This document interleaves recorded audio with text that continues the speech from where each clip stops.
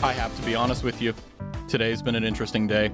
They decided it would be a good idea to put a 50-inch screen... Man, fuck, a 50-inch flat screen in the middle area where we all walk by. At 4:52 p.m., four of us, myself included, were looking at baseball. I don't watch baseball. And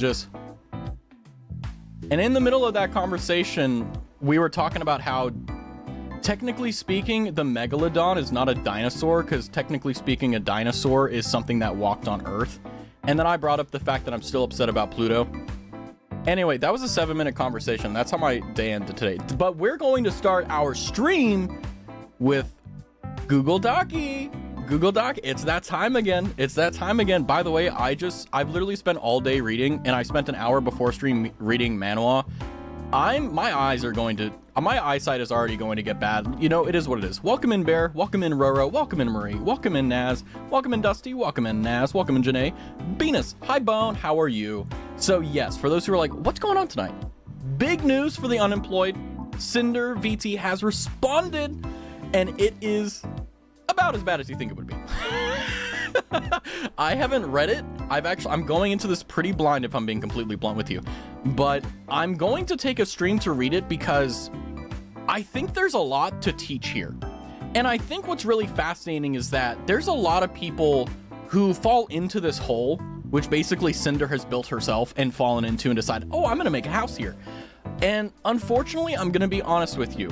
I'm not going to read it word for word. I am going to paraphrase because it's literally a few hundred pages.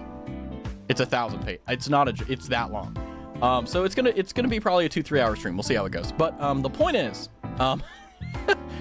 we're going to go through this, and I'm going to show you what's going on behind the scenes mentally and psychologically. So for those of you who are like, what happened with Sinder?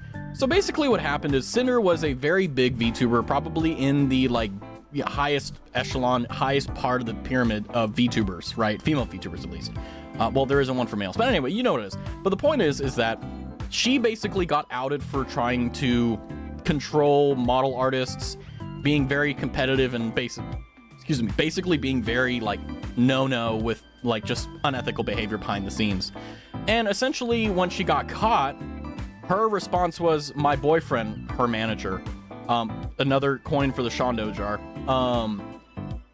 it was all his fault, and kind of just rejected any responsibility, didn't really apologize, was very not combative, but very oh, this isn't me, it was a phase. And it's okay.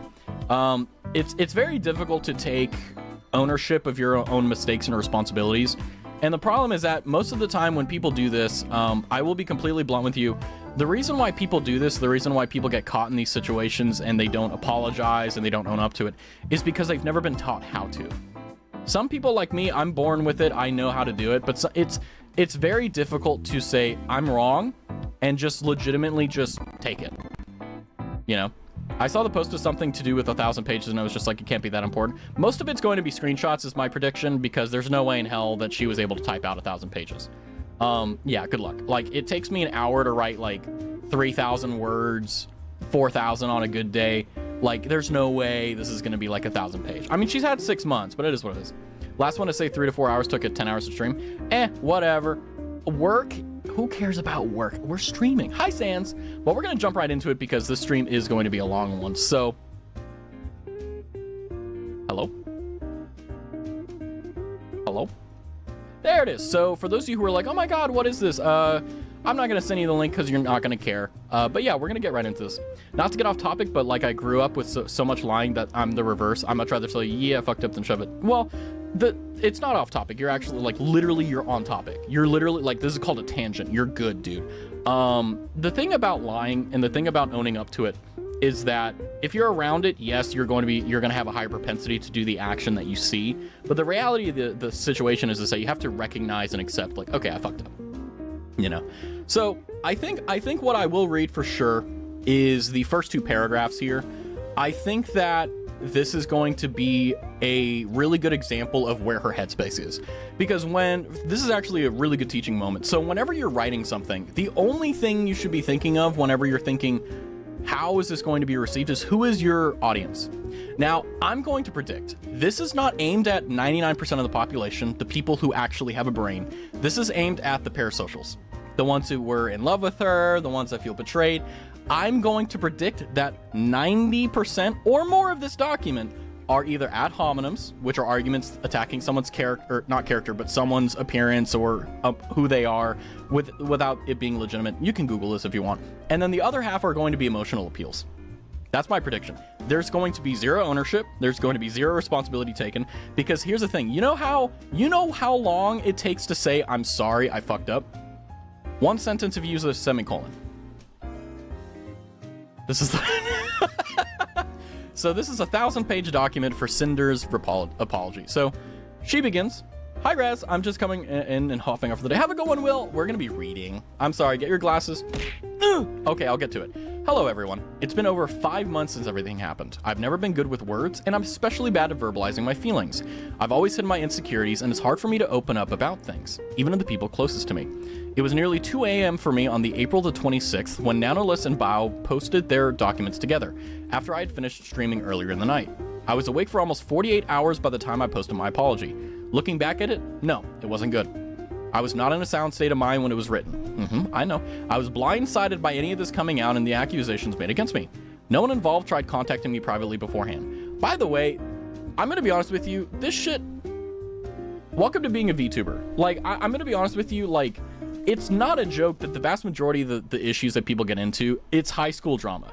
And the reason why is it's easier, and there's also something in it for you to write like a Google Docie.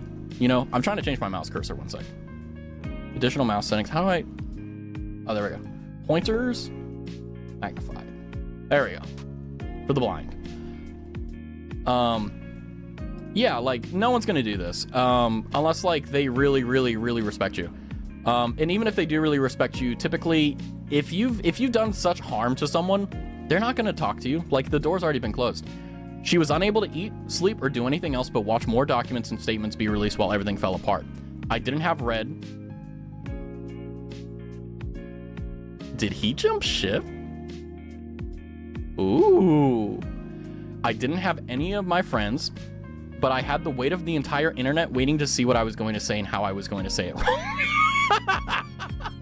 Yeah, I mean, they're literally the only way that you can come back. Like, if you make a fuck up, like if you make a big fucky wucky, right? The only way that you can remedy that, the only way you can fix that is owning up to it. That's it, right? And that's just the point. She didn't have access to search for all the evidence to defend myself with a growing list of allegations. That's because you weren't paying attention when you were doing it.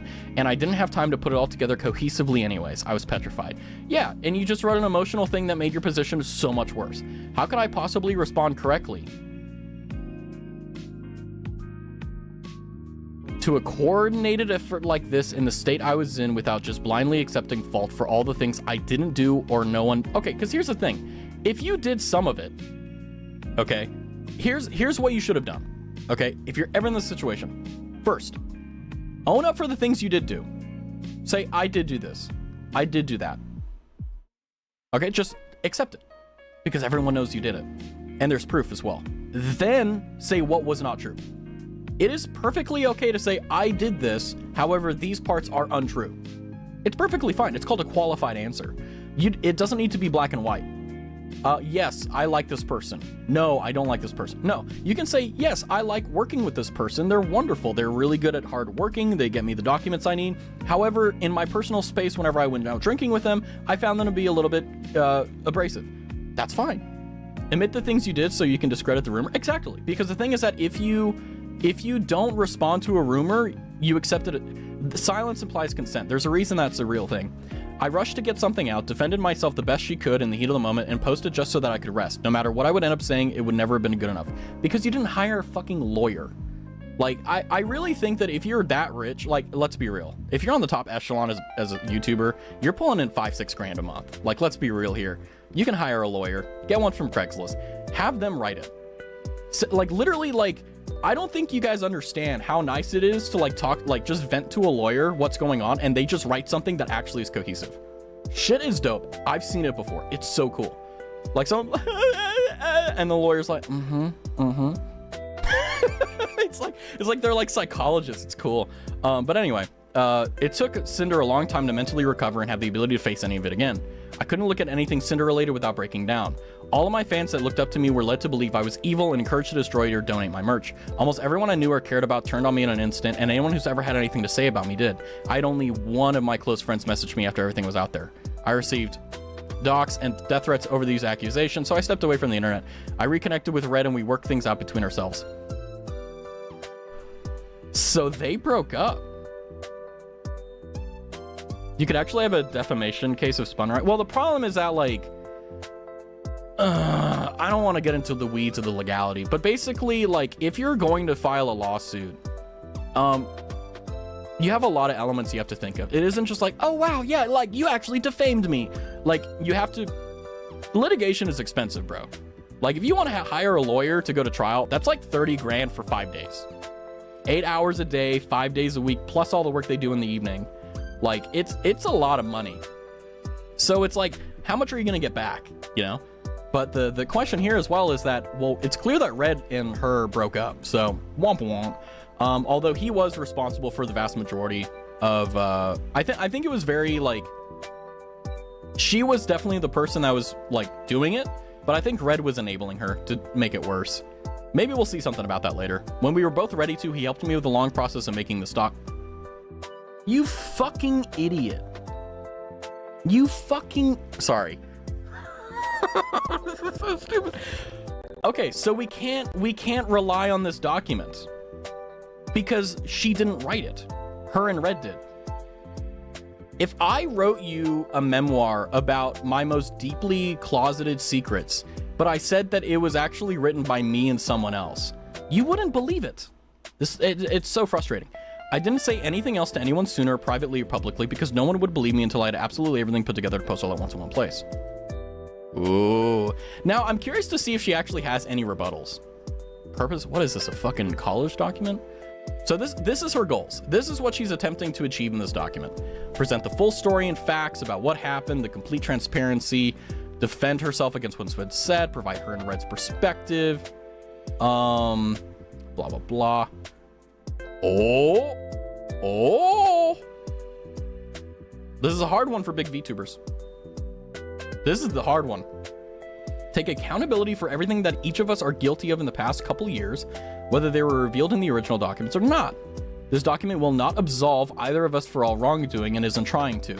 So what you're saying is that you're not trying to absolve, or which is a fancy word of saying resolve or get rid of bad things or anything that was done. You're simply trying to bring it to light. So that's where the emotion is going to start.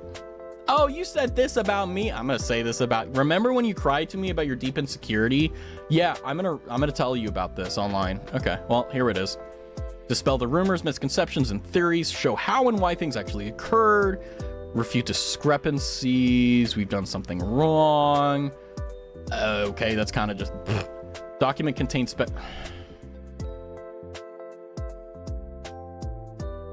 This document contains speculation. Okay, here's a tip. All right, if you're ever in a situation, whether your partner, your family, your friends, strangers, if you are being judged because you're untrustworthy, you should never speculate for any freaking reason at all, ever. You tell the truth and only the truth, because that's the only way they're going to believe you. If you're like, oh yeah, some of this is like speculative, then that's all it is. It's speculation. It's literally just, I think this may be the case, you know? So yeah, she that's the other thing too, is that she literally says, I'm going to take accountability by just bringing up more shit and not actually absolving anything. I'm also going to have a lot of speculation in here. That is going to go against baseless accusations. So she's using speculation to stop speculation. Nah, sorry, that doesn't cancel out. And then of course the typical VTuber. But I hate this, by the way. I fucking hate that this is necessary. This document is not used to fuel harassment or spread hate towards anyone involved. Bro, why are you making the document? The whole point of this document is literally to get back at them. I'm 20 bucks. 20 bucks says this is a hit piece against everyone that went up against her. 100 bucks. This is just another hit piece. I'm going to prove myself wrong. We'll see. If you have harassed anyone involved in my defense, you are not my supporter. Your actions, but whatever. Yeah, I'm surprised she knows how to spell principles. Let's see. Well, duh, only reply. Well, the thing is that, like, I'm being very, like, hard on her, but the reason why is because she isn't just like, oh, some random person that has a lot of money. Like, when you're a streamer, you're in charge of an entire community. It's not just you. If you're in a position where you literally have thousands of people watching you, you really are influencing them. There's a reason the word influencer became a thing. It's because if 1,000 people like you and are willing to hang out with you and everything in between, they're going to, at least in some way, shape, or form, be more, I guess you could say, conducive, more so amenable, more so malleable to your opinions and your thoughts. And the fact is that this backlash is warranted. I've been made out to be two-faced, greedy, jealous, psychopathic, narcissistic, not psychopathic, sociopathic, who's maliciously used, stalked, sabotaged, and betrayed those closest to me and anyone around me for my own gain for years, manipulating my way to the top like some kind of evil mastermind. You were lied to. Okay, so she's going to use this entire rest of... Oh, I see. Oh, here it begins. Okay, I'm skipping ahead. You were lied to. Let's see. I'll summarize because this is 1,000 pages.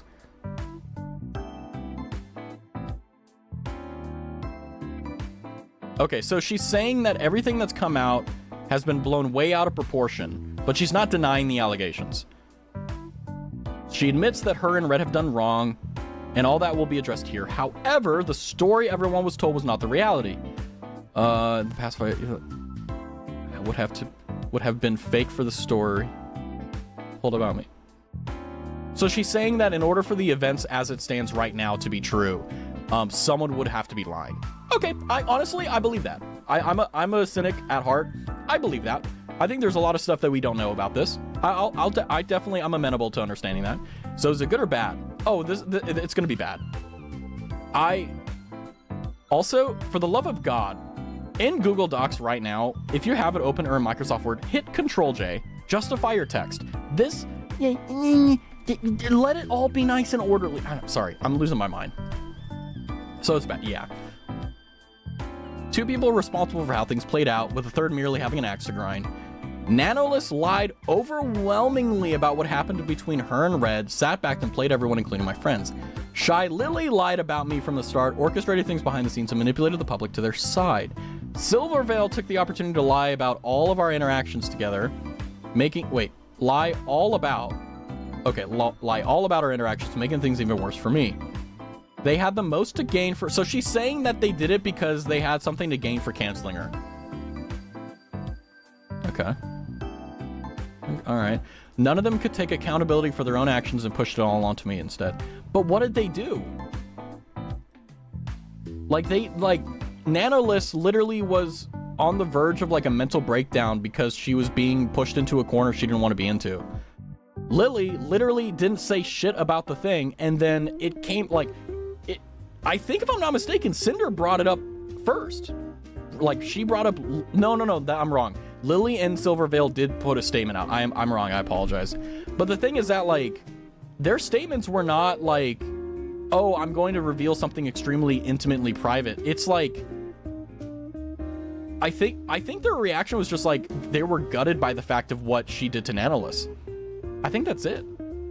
The only 2 people that could disprove their lies were just made into lying manipulators and wiped off the internet. So her and Red. Okay, this is bad. This is not written well. This is written so badly.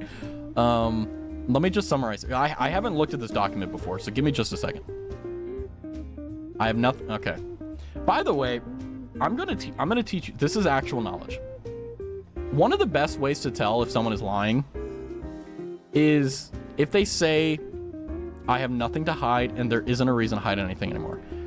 Right now is the highest stake time of her entire career. This is the best time to hide something. This is the best time to literally hide. Do you know why?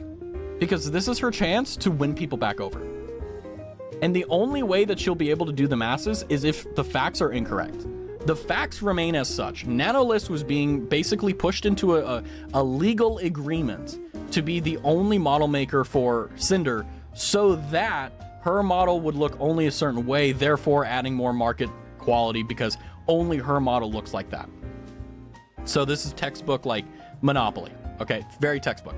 That's what she's being accused of. And by the way, there's pretty decisive proof on that. Let's all be real about it. But let's see. The bulk of what's shown here was things over the past 2 years.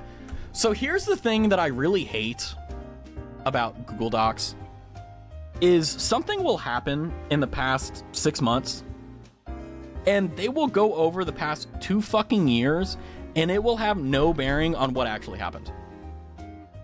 And I don't like that. It's very frustrating to me because the thing is that the best way to avoid all of this is just say, okay, I made a mistake. I was wrong. Or this part was right, this part was wrong. And then, you know, if you're like, hey, I double down, okay, I respect you more if you double down on something than if you were to lie about it. Oh, I'm a piece of shit and I throw rocks at dogs. Like, instead of lying and saying, oh, I feel bad about that. If you double down and be like, yeah, I've been doing it since I was a kid, I respect you because you're willing to tell the truth even though it's not a good one. But here, we're going to see how that goes. Let's see.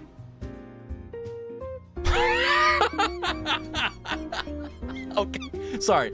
To show that I stand by everything written here and that I'm sorry for things I've done wrong, I made a very hard decision. I'm giving up my part ownership position of Gamer Subs.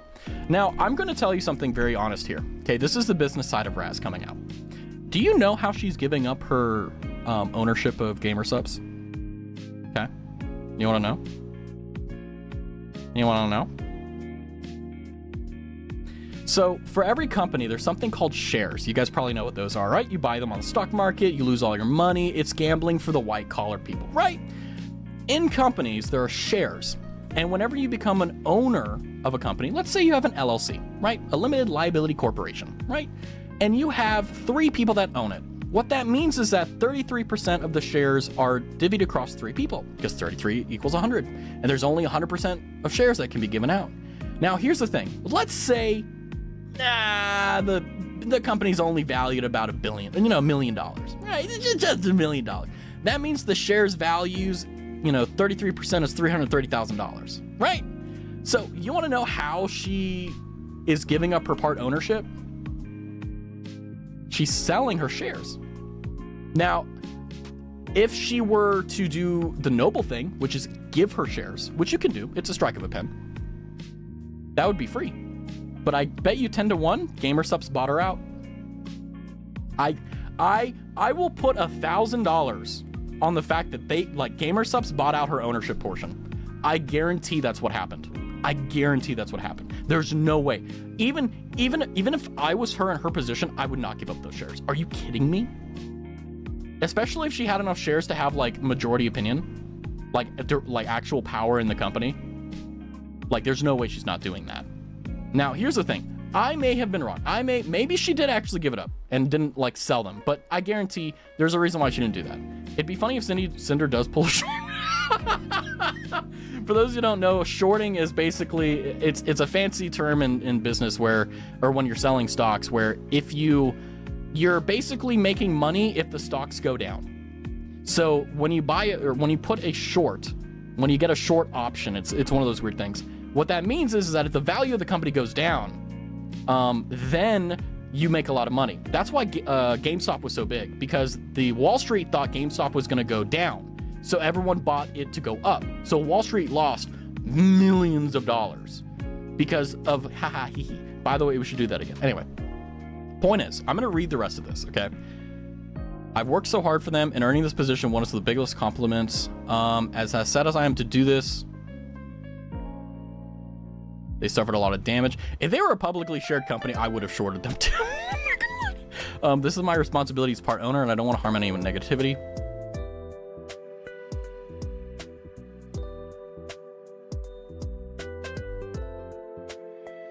Okay. Actually, she may have done that. I don't know. This is ambiguous because I notified them of my resignation in June, which is when the event occurred, and it will take effect the same time the document is published. So she had to resign in Q3? and it went into effect in Q4. Interesting. And by the way, I want, please God, please someone leak the agreement. Someone leak the legal stuff. I want to read it. Okay, so there's a possibility that she did actually resign and just like give up her ownership in the company. That is actually a possibility here with how this is written. But considering the fact that she literally was like, the reason this document exists is because she was like climbing the corporate ladder, but in VTubers ruthlessly. I don't think she gave them. I think she got bought out. She like, there was an agreement where she would resign on the condition she was paid X amount of money per share. Anyway, each tab in this document is about the people and events related to the claims made against me, where it's provided links to each person's perspective, the evidence, context, and mine and Red's thoughts. You're intended to read each section. Don't tell me what I'm intended to do. And in the order they're presented, the document should be viewed in desktop and light mode for the formatting to appear correctly. Some info and screenshots appear in multiple sections for whoever it's relevant to. The first few sections being Nano, Bao, V-Card, and Numi's concert, and Shy Lily. Okay. Let's see. Okay.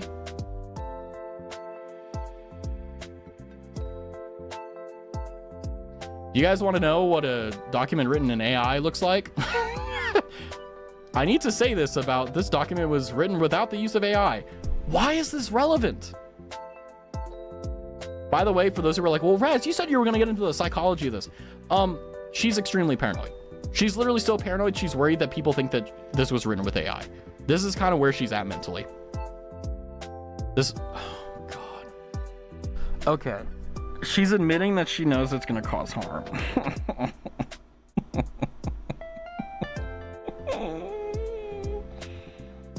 Oh my God. This is the, oh, wow. I understand some of the things in this document may be damaging to the people involved. They understood that their claims would be damaging to me before they publicly made them too. Therefore, everyone can review the evidence for themselves and decide what really happened. And if I am really the person you were led from... Being malicious back does not look good for your character. The burden of proof is on the accuser, not the accused. We're not in a lawsuit. There's no reasonable doubt here. There's no preponderance of the evidence. This is the court of public opinion. And the court of public opinion is you're guilty until proven innocent. Sorry, that's how it is. So that's the first section here. Let's go to the next one. Where's my mouse cursor? There we go. So first we're going to talk about Red. Okay. Okay, Red is also known as Redacted. What's up, Cray? Red helped me put this entire document together. We want to be upfront and honest that this was a two-person effort. I fucking hate this. Like, I really fucking hate when people do this shit, because it's like an apology. Like, imagine you're with your boyfriend or girlfriend, right? Or whatever pronouns you want to use, right? Your partner. Sorry. Like, let's say you're with your partner, right? And you cheat on them. Hypothetical. And you fucking show up to the house and you're gonna have the showdown argument of a lifetime. And your fucking mom shows up. And your mom's like, I spoke with Raz and, you know, I understand what he did was really bad, but please, I helped him apologize for cheating on you. It's so disingenuous. It's just, imagine someone kicks you in the shin and their mom comes up to you and apologizes for them. No, I don't want the apologies from you. I want to kick him in the shin, you know? And then we'll be friends. Like, that's how it works. Anyway, sorry, I'm losing touch. Red says, hello, I'm Redacted, or Red. I'm Cinder's longtime partner and have worked alongside her since she started this career. I helped her put this document together to set the record straight. Over the past few months, I've had to come to terms with being the reason why Cinder's image, her relationships, and her career were all ruined. I hurt people who were our friends. I messed up, and she had to answer to the world for it by herself. My actions ruined everything for her, and I'm taking responsibility and helping her pick up the pieces. I don't want to put something out sooner without her that could have made things worse. I ask that you don't hold what I did against her. But why did it take you 6 months, homie?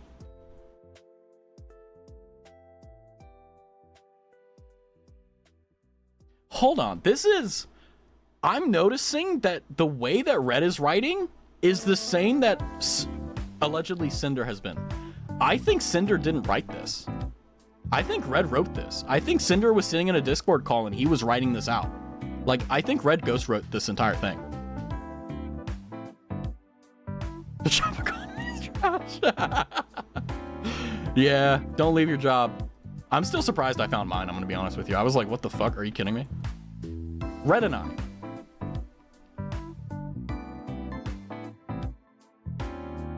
Okay, so Red's commentary is in blue. Hold on, let me analyze how he writes.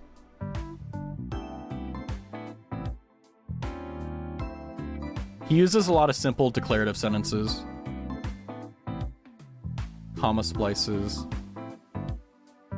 And he likes to only have two and okay, so I know how he writes now. I want to leave mine so bad they won't fire me. That's so real. That's so real. I want to get fired so I get unemployment benefits. So real. Just like, don't do any work. Like, it's actually a lot easier than you think to get fired. It's so easy. Just like, don't show up. Bro, okay, I will say I know what you mean. I get it. Okay, but this is more interesting. Like, honestly, like, I think we could probably spend an entire stream of like strategies to get fired. But tonight, we got to talk about Sinder. It's already been 40 minutes. Fuck. Red and I are still together. So they, by the way, they have broken up and gone back together multiple times. Don't get back with your ex. Yeah, there you go. Nothing more. We had a falling out and spent time apart after the documents dropped on April 26th, but he was still here for me and I was ready to talk to him. So you broke up with him. God, that's such a slippery slope. We were able to work things out between us and forgive each other for what happened. Yeah, there was a quote where evil people are willing to... What was it? Hold on. It was like a sick-ass Bible quote that someone gave me, and I was like, where the fuck is this from? And I was like, shit, it's from the Bible. It was like, two evildoers are willing to forgive them because they're willing to cause or kill the world, or I don't know. It was really cool. Anyway, I feel like this is that case where it's like, they realize how awful of human beings they are, and they realize that, like, it's gonna be, like, near impossible for them to get better unless they have, like, a metamorphosis.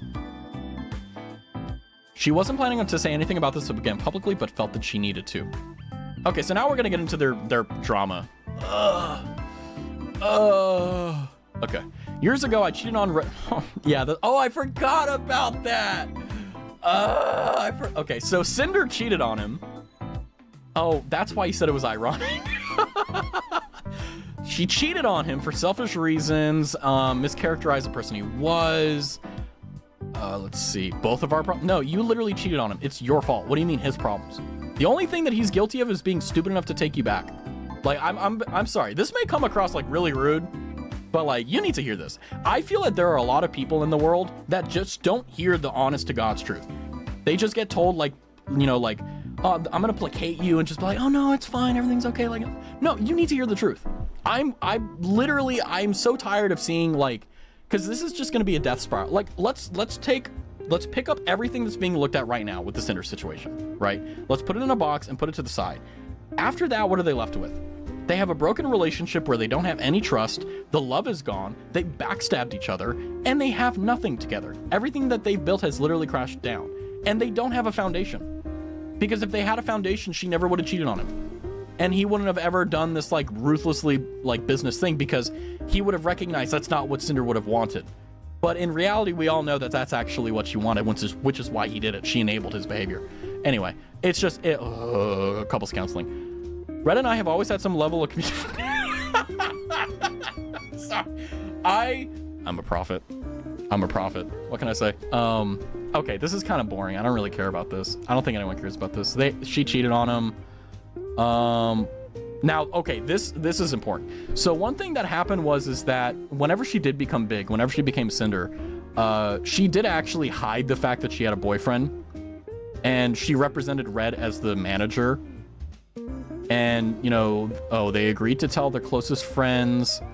Yeah, okay, so this is a business move. Our relationship isn't toxic. Right? You cheated. Like, it literally, like, I'm like jumping in my chair from how frustrated I am. Oh my God. Hey, you want to know why? You want to know why she stayed with him? I lived with Red and his family from 22 to 25. That's like almost 3 years of free rent. She cheated on him treated him terribly from what like a lot of people were saying. Literally down, like once she became big, she was like, oh no, like, no, Red, you're just my manager. You're not my boyfriend. You're not someone I love. You're just my manager. Do you know how like disrespectful that is? And then, she, oh my God, this woman, wow, vicious as a viper. I have never outright told anyone this, including my closest friends. Why admit that? She lived in the basement. Okay, that tracks. ASMR. So she was making ASMR in the basement. Did Red just like carry her? Red was the one there with the PC, mic, and experience with content creation since it's always been his hobby. So Red seems to be like a guy who could have been a content creator, but he failed either the charisma test, likability contest, or just the fact that like he chose the wrong market. You know, that's very ironic saying that considering the fact I'm a male VTuber. Notoriously one of the hardest like genres to grow. Probably the first to, yeah. I would go there more and more often until I moved in and became a full-time streamer. Red would be in the room with me, modding on a laptop and making sure things run smoothly. Bro, oh my God. Dude, imagine being parasocial with Sinder, like being like, I'm in love with Sinder, and finding out that she literally had her boyfriend right next to her the entire time. Like imagine like, you know, hypothetically, obviously I know it's not the case, but like, let's say someone was parasocial for me and like my girlfriend or partner was next to me, like modding my channel silently. How, that's such like, the fact the optics on this is so misunderstood is incredible to me. Because like, imagine people who really cared about her parasocially. Like imagine how awful that is. This is such amazing drama. Hi, Annie Q. Welcome in. Get some, this is gonna be some kino relaxation from your studying. Join in. She literally got carried. We built so he built her PC. I stopped needing him I stopped needing him after he trained me and carried me by the time I debuted with my first model in 22. He moved his PC into his own room and has worked there since. So he literally fucking made you. He made your fucking career. She's admitting this. This is insane to me. I'm not gonna lie to you. Okay, I'm not gonna say that. I'm not gonna say. I will be honest with you and I'll tell you the truth, but I'm not stupid as fuck. I'm not gonna say some things, okay? He made her. He built her PC. He literally modded for her. He carried her tech-wise, and then once she got good at figuring out how to stream, she moved his ass into the other room and worked there since. Wow. I don't care about creators keeping the relationship secret because money, but like low-key, I believe that if you have a relationship, it's no one's fucking business. I'm gonna be honest with you. But if someone finds out about it, now it's their business, right? Let's be real. I don't believe that anyone has like a quote unquote, like everything has to be private, because that's just not the case, right? But the thing is that like, if someone wants to keep something quiet, someone wants to keep something private, that's totally fine. It's within their rights as a human being to do that. But once other people know about it, it's unfortunately no longer private. It's public now. Drama? Damn right, Cal. But the fact he made her, Red made her.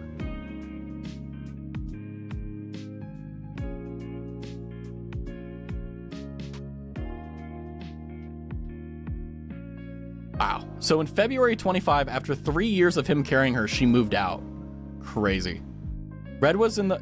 I wasn't going to say it, but like, this is kind of behavior. That's that kind of behavior going on.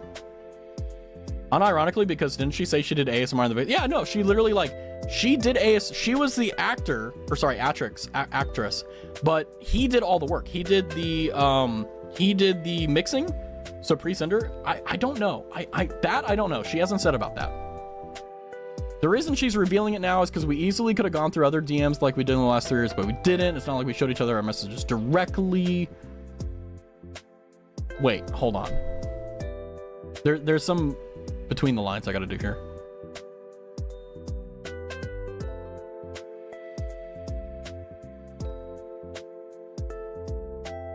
Okay, so she had blind trust in him.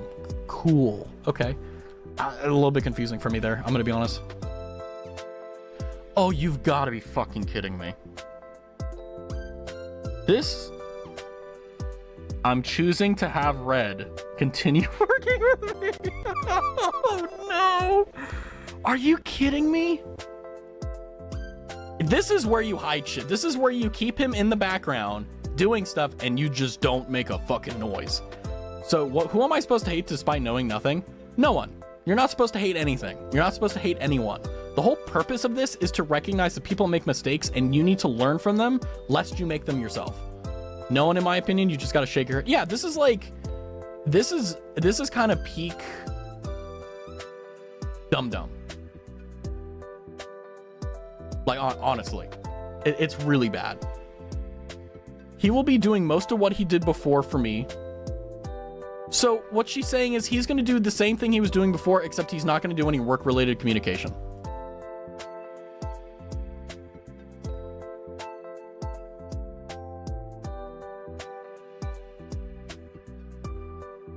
Wow.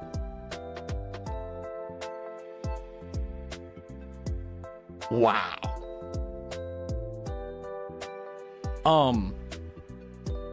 For those who don't know the reason why I'm saying that, the reason why this is so important is because during the time that Nanolist was being, Red and Sinder were trying to monopolize Nanolist's model services, Red was doing all the communication. But the fact is he did everything else as well. So all she's saying is like, well, he's just not going to talk to anyone from work. How are we supposed to believe that? I have judged myself and I have found out I have done nothing wrong. But we're going to make sure we're not going to do any communication. Wink. I can't wink with this model. Wink. Like, it's just, they need a customer. They need a lawyer. They needed a lawyer to fucking write this. Like, not like a public, like, PR firm. They needed a lawyer. Because the people, like, PR firms suck. I hate PR firms. PR firms are the biggest load of shit in the world.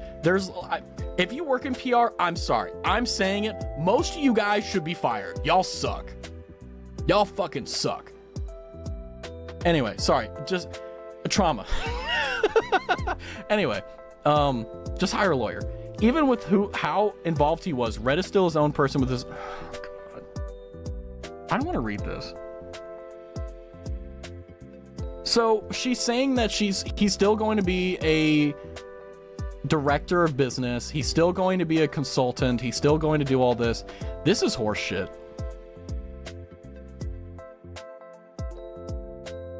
And then everything was hunky-dory until they had a disagreement about Bao. Okay. We moved a lot of our work-related combos to various objects into a project server. Smart. I actually have a thing in my Discord where I keep like people's birthdays and stuff, and I do it with other things too that I won't say, but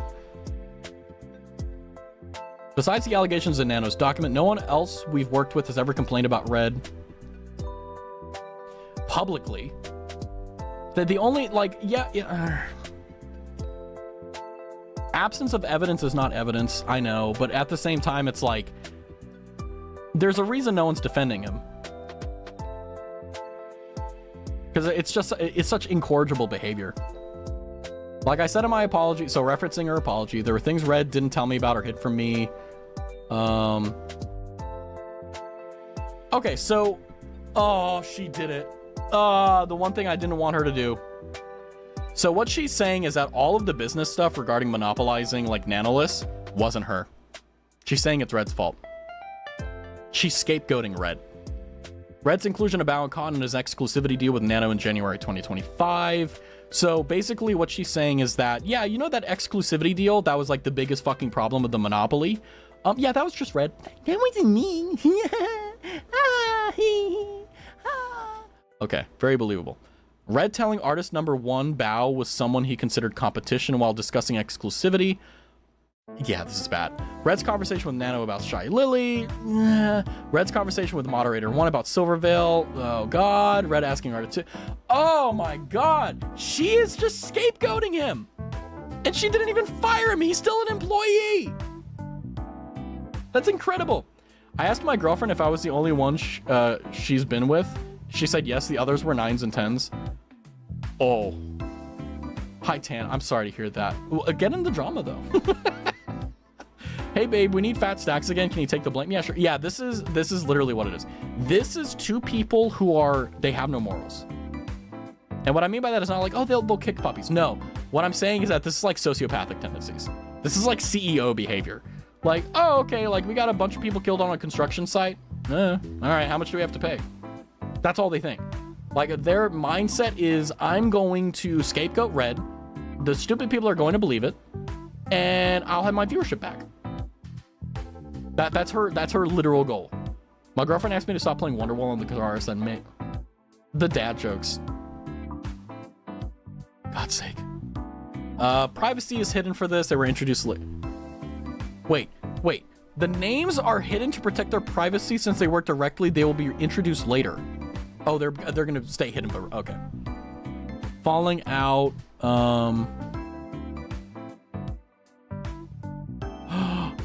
Oh no. Oh no.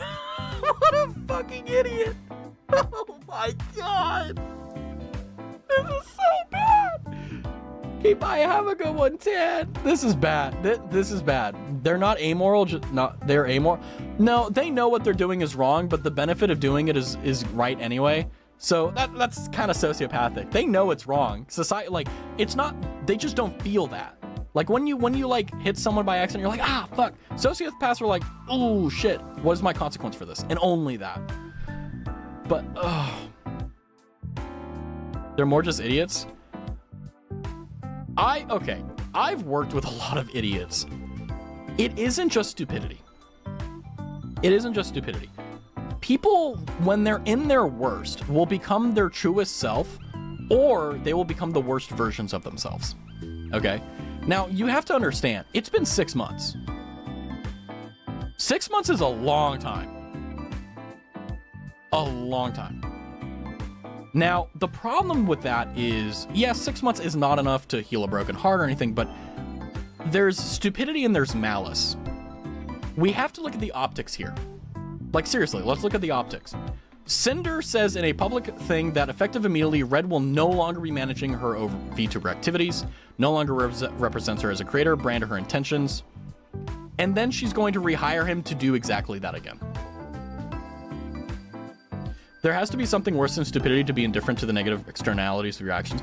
Well, the reality of it from the philosophical perspective is simply the fact that these miscreants, literally miscreants, believe that people are foolish and stupid enough to fall for this. That's it. They're not trying to convince us. They're not trying to convince people who have critical thinking skills or actually pay attention.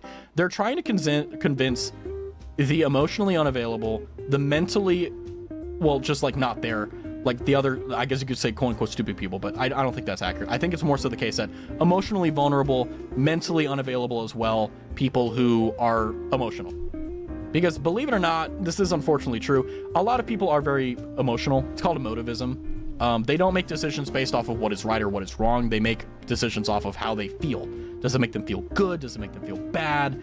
And that's the basis for all their decisions, whether it be political at the highest end or, you know, bare bones principles. You know, it's called emotivism. And it's unfortunately pretty rampant. But the fact is that they're appealing to those people who aren't, because if you look at this from an objective sense, she says, I'm going to stop this person from causing the cancer that has been rampant. 6 months later, I'm bringing him back. It's just bad. It's unacceptable. And that's how she ends it. Oh my God. This is bad. I think that most people on all sides of any issues are going to be like that. Well, what I'm saying is, like, when I say emotivism, I don't mean insofar as like everyone is victim of this. I'm simply saying that, like, that's who they're appealing to. Sinder and Red are trying to appeal towards the people who aren't going to think that hard. Because to them, they want, like, they know that Sinder did something really bad. Now Sinder is defending themselves, and they're trying to have something that will pull it. Because this is not a good faith attempt at actually apologizing. I've not seen her say I'm sorry besides like a single line.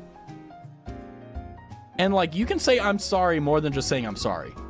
And I'm not saying like taking accountability. I'm simply saying like, what's going on here is It isn't ownership of wrongs. It's, oh, but hold on a second. Here's a caveat, and it's just unacceptable. I really hate it. Oh, shit. I may have spoken too soon. My bad. Don't worry, we'll get to take any accountability. Okay, here's where... Cut the music. This is where it makes or break it. If she does not accept that she was 100% at fault, and she was enabled, as well as enabling Red, she has no chance. She needs to, in this section, say very clearly, I am the reason why this happened. I'm sorry. This is the steps that I'm going to take to correct it. I can never take back what was done, but I can forever live the rest of my life knowing that I will be acting in a way that is honorable and good. Secondarily, and additionally to this, Red will no longer be working with me because he has enabled my negative activity, and he has also had his own sins to carry. Therefore, we will be separating insofar as business-wise. I still love him, therefore I will remain his boyfriend or girlfriend. I would accept that. Because that's being honest. Because that's what's going on. Yeah, I love him so much, I'm not going to break up just for my PR. I respect that. I respect that. But let's see how she says it. Now that I've reviewed everything that happened, had time, there are some things I need to point out. Then I'll go over things Red and I, and both of us did wrong in accessibility. Full story, anything Red and I, so let's see. Orange is coming from another document. Dates and important messages are highlighted in yellow. Thank you, I never would have noticed. Quotes from my apology are highlighted in gray, and reds are in blue, okay? Okay, so I'm going to be honest with you. I'm going to summarize this. I'm not going to go point by point. I want to really know what her argument is. So give me like maybe 2 minutes max.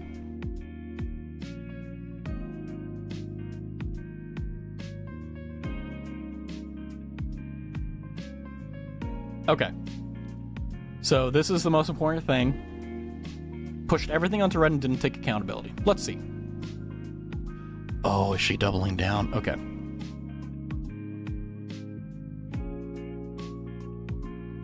Oh, actually, there's hope yet. There's a light at the end of the tunnel. She recognizes that there were things that she blamed Red for that was her fault as well. The business-oriented, the same mindset. So she admits that she was cutthroat. She was business-oriented. Ooh, very bad. I wrongly made it sound like I was brainwashed into thinking this way. My apology. Mm-hmm. Okay.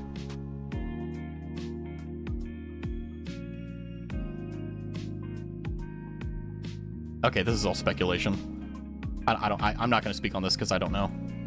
Things I said about Red in my apology that I was wrong about.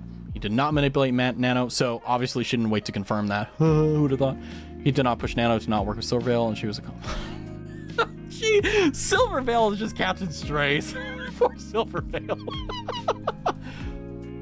Things I took into accountability for in my apology.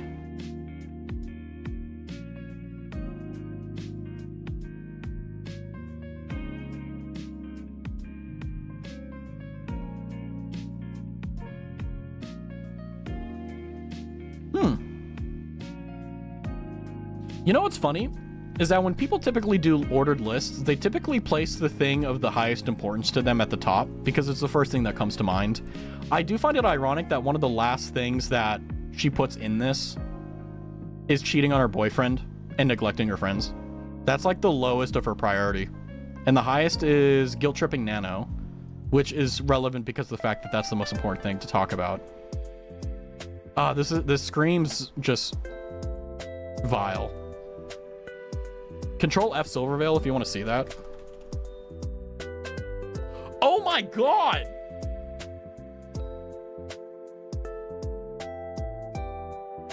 This has to be a joke, right? This has to be a joke. This is not a joke. Wait, hold on a second. How many? There's 11 pages. How do you have 699? 699 for... Hold on.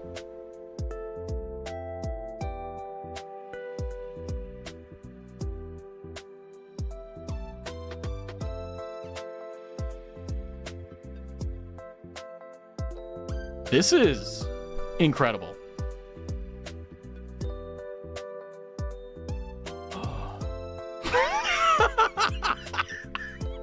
At least she was aware of it. I mean, I took no accountability and used him as a scapegoat. You still are! You woman, you are! What do you mean? Like, there's no other way this can be interpreted. There isn't like a, oh, well, maybe we kind of... No, you're literally using him as a scapegoat. You're blaming him for all the issues. You're taking accountability for what you did, but you're not offering a remedy. It's like if someone beat you every day for a year and then came up to you and said, I'm sorry for beating you. And that's it. That's what this is. Oh, okay, I'm sorry I beat you for a year. How are you gonna fix it? What's the solution? What's the remedy? How are you gonna make it up? Now, I understand if you can't make it up, but like, still, there isn't even an attempt to do that. Oh my God. I was still somehow a narcissist who couldn't accept fault. People don't know what the fucking narcissist is. I'm not even gonna touch it. People haven't met a narcissist. That's more accurate. They also expected me to apologize. Now, we didn't really care about this. This was, whatever.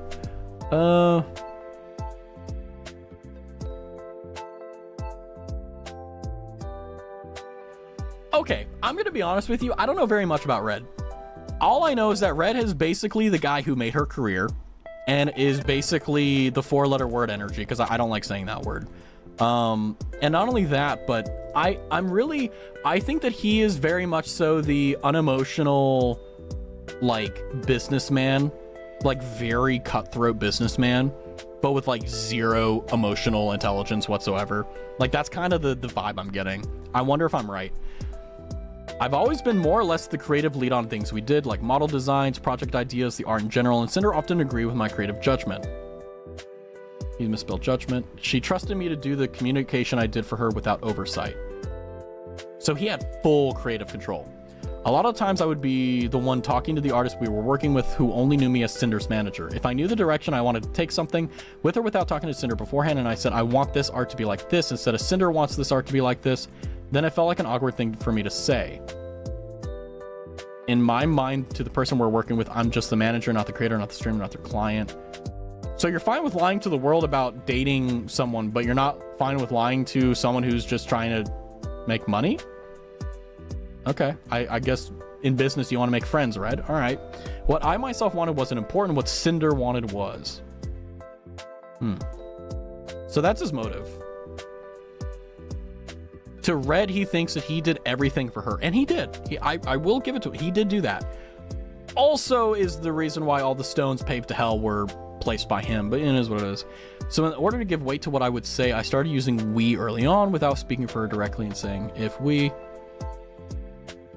Why use we? Why not just do Sinder? Like, hi, my name is Red. I'm acting on behalf of Sinder. You know, going forward, I'll make sure that I'll end every sentence with, you know, /M to let you know that I'm the manager. Like, he could, I don't know. I guess he never worked a job or something. I don't know. If we wanted to do something a certain way, then it'd give me agency by implying that we both agreed on and made the decision. That Sinder was aware of the decision being made, regardless if she actually was or wasn't at the time. Oh no. This is what happens when you have someone who's an underling or someone that's like going under you and you don't supervise them. There's a reason supervisors exist, because this is what happens if you don't keep an eye on them and if you trust them too much. I was speaking on we, the brand's behalf. Oh, so he knows that language. It became a habit of mine to talk this way regarding any projects in business. I didn't speak like this all the time. Very often Sinder was. So here's the thing that's interesting. Very often does not mean all the time. So what this means is that most of the time, like 80, 90%, but there's 10% where she wasn't aware. Very important piece of language there. Okay. This was his big fuck up, I think. His big mistake was using we when he was talking about the exclusivity deal. I mean, it's covering your ass to like say we, but it's like, he should have been clear that like, hey, this is a business decision. This is how I see it. These are my opinions, not Sinder's. Because then it would, like, as a businessman, like, yeah, totally. Having an exclusivity deal with a VTuber model maker and monopolizing them is an insanely good business deal. So good. Hi, Soma. But saying that your views are also Sinder's is a slippery slope, and we see that. Okay, well, okay. I don't really care too much. Red is kind of a baka. How many pages have you gone through, Razzle Boy? I don't know. I guess 10, I don't know. Guilty, don't really care about that. My friends. I'm gonna read this, I'm gonna summarize this because I think this is all kind of meh. She made cosplay, that means she loves people. Okay, cool. Her relationship suffered because her priorities were elsewhere. The business mindset. She became closed off, neglectful of people, so she became... Okay, she became self-absorbed. Okay.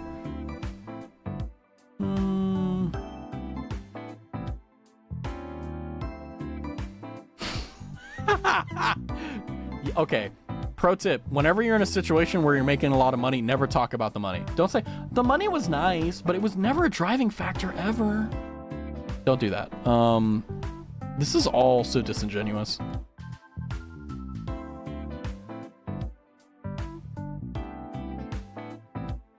Okay, this doesn't matter. But streamers sneakily, like, convincing their viewers to part with their money for, like, a cool thing has never been an issue for me. It's up to the viewer to decide whether they want to participate in the activity in the first place, so it's no big deal for me. Hi, Elliot.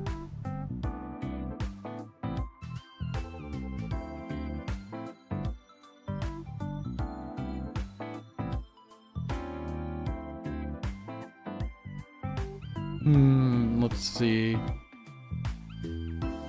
Even the thing that's scary about Red is that even in this apology, he's business mode.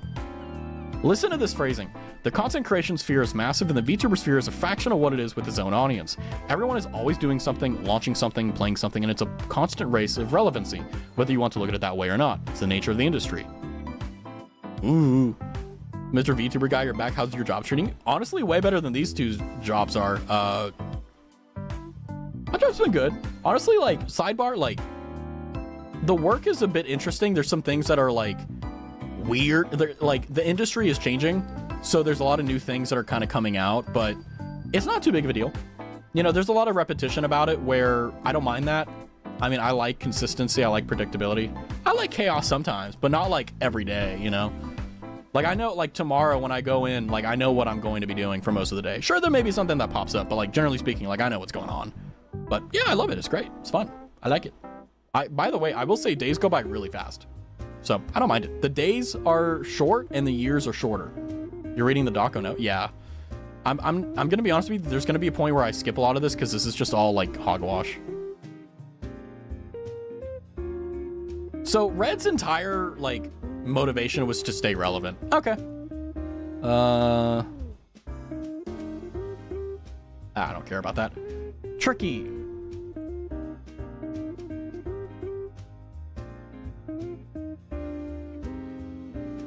Didn't Tricky... Okay, I don't know if I should even bring this up. Didn't Tricky get in trouble because of something that happened to the Orange Man?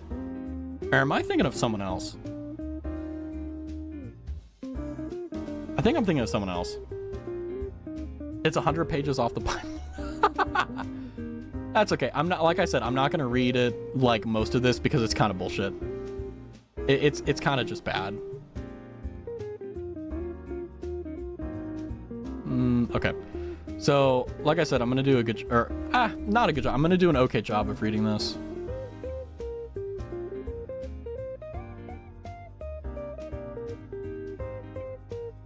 I will say that when this happened, Spy was up and coming. Spy was kind of a lesser known VTuber that was kind of coming up.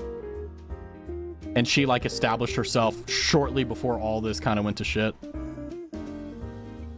Good God. I'm gonna be so honest with you. I don't care about these screenshots. Oh.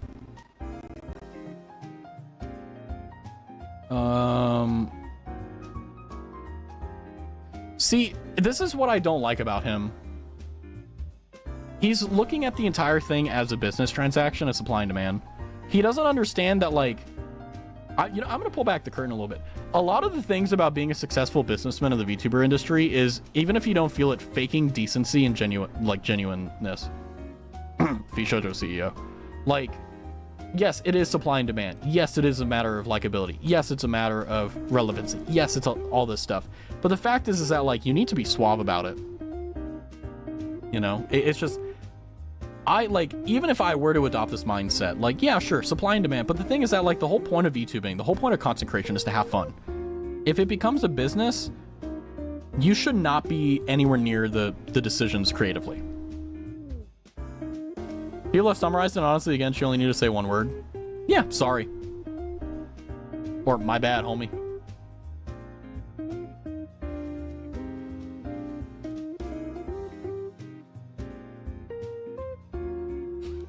Are you kidding? It's just business, baby.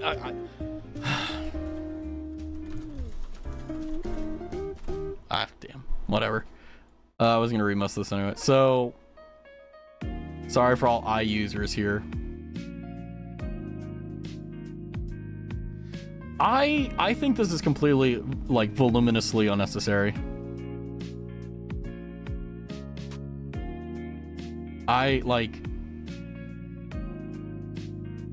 This is just dog shit. They're throwing dog shit at you and they're putting flowers on it saying, hey, it's not actually that bad. It's not that bad.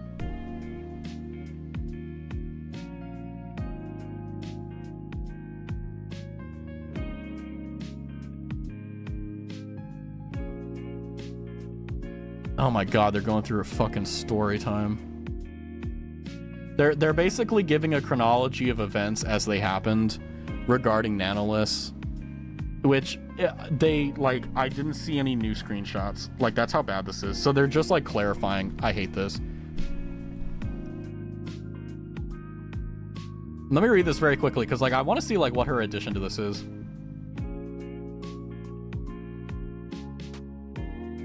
Bao has had by the way, for those who don't know, Bao has had a really bad 2 years, like, mental health wise. So this came at, like, a really bad time.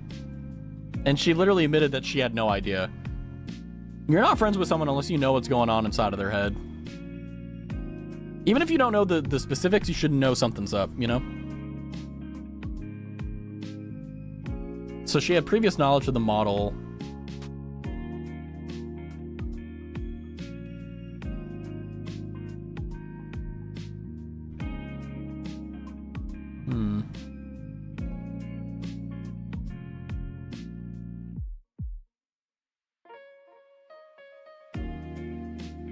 Bao smart. Okay. I always knew Bao was clever, but, like, the fact that she was very suave into some of these are good. Why is it so hard to just apologize? Because people believe that, and this is my like soundbite for the stream. People believe that if you apologize, you've lost. Because people like these people believe that if you apologize and say, I'm sorry, I made a mistake, I was wrong, they believe that they've lost. And they believe that that's not a loss that you can come back from. That's a loss that is conclusive, it is unappealable, it is absolutely, completely, and totally final. And that's just completely incorrect. So what they do is that instead of apologizing, they do what's called minimizing. They make everything look as, I guess you could say, palatable as possible.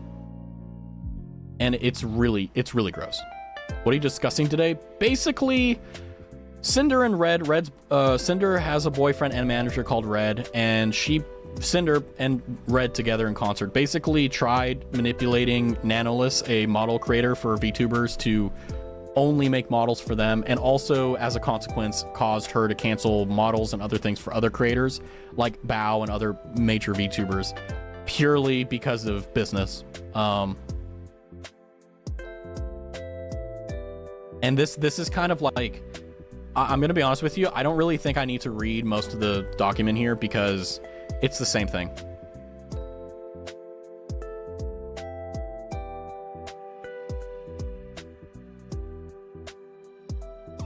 And they're taking a screenshot, they're explaining what they meant to say, which is just, it's really bad. Hold on, let's go past the screenshots because this is just all, sorry, all I users. Did you see that? 33 out of 100? Are you kidding me? Wait, what the fuck was that? Okay, I don't care about the Japan trip. I don't care. I don't care about anything that has circumstantial evidence because I can't prove it. It's all speculation. I want to know how they feel about things. Not like, oh, well, this happened and that's it. No, like I feel this way. I don't feel this way. Okay, this is all.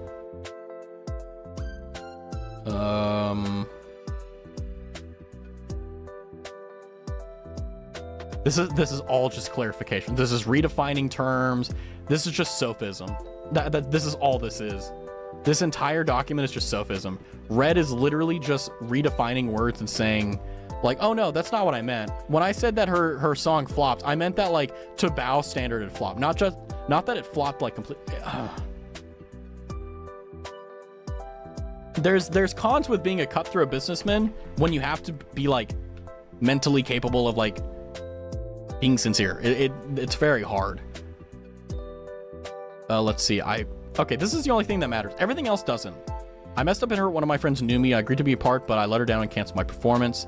Then when she actually did? I always wanted to know about this because Numi said that like she had 2 things get canceled because of like someone, and it really fucked up like a lot of things. So she's admitting she did it. She agreed to be a part of the concert and then she backed down and canceled it. Why? Why did you cancel it? Why? Tell me. Then when V-Card launch dates were delayed to her concert weekend, I pushed business over my friendship, so I chose not to. Oh my God. Instead of being there for her friends, she went and did... oh my God, she did a business deal.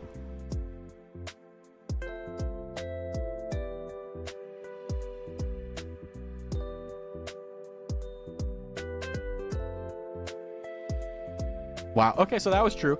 The hypothetical that she basically like scheduled something because she didn't pay attention enough. Just even though she had a boyfriend that literally was her manager, he didn't notice that.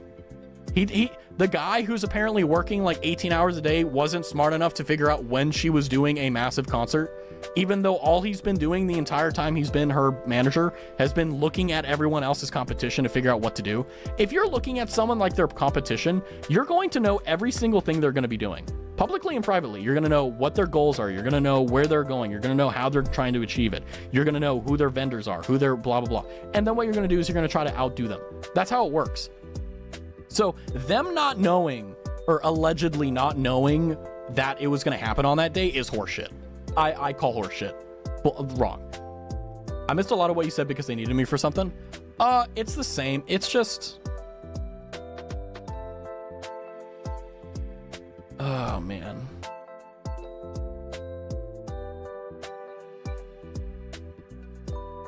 Oh, boy.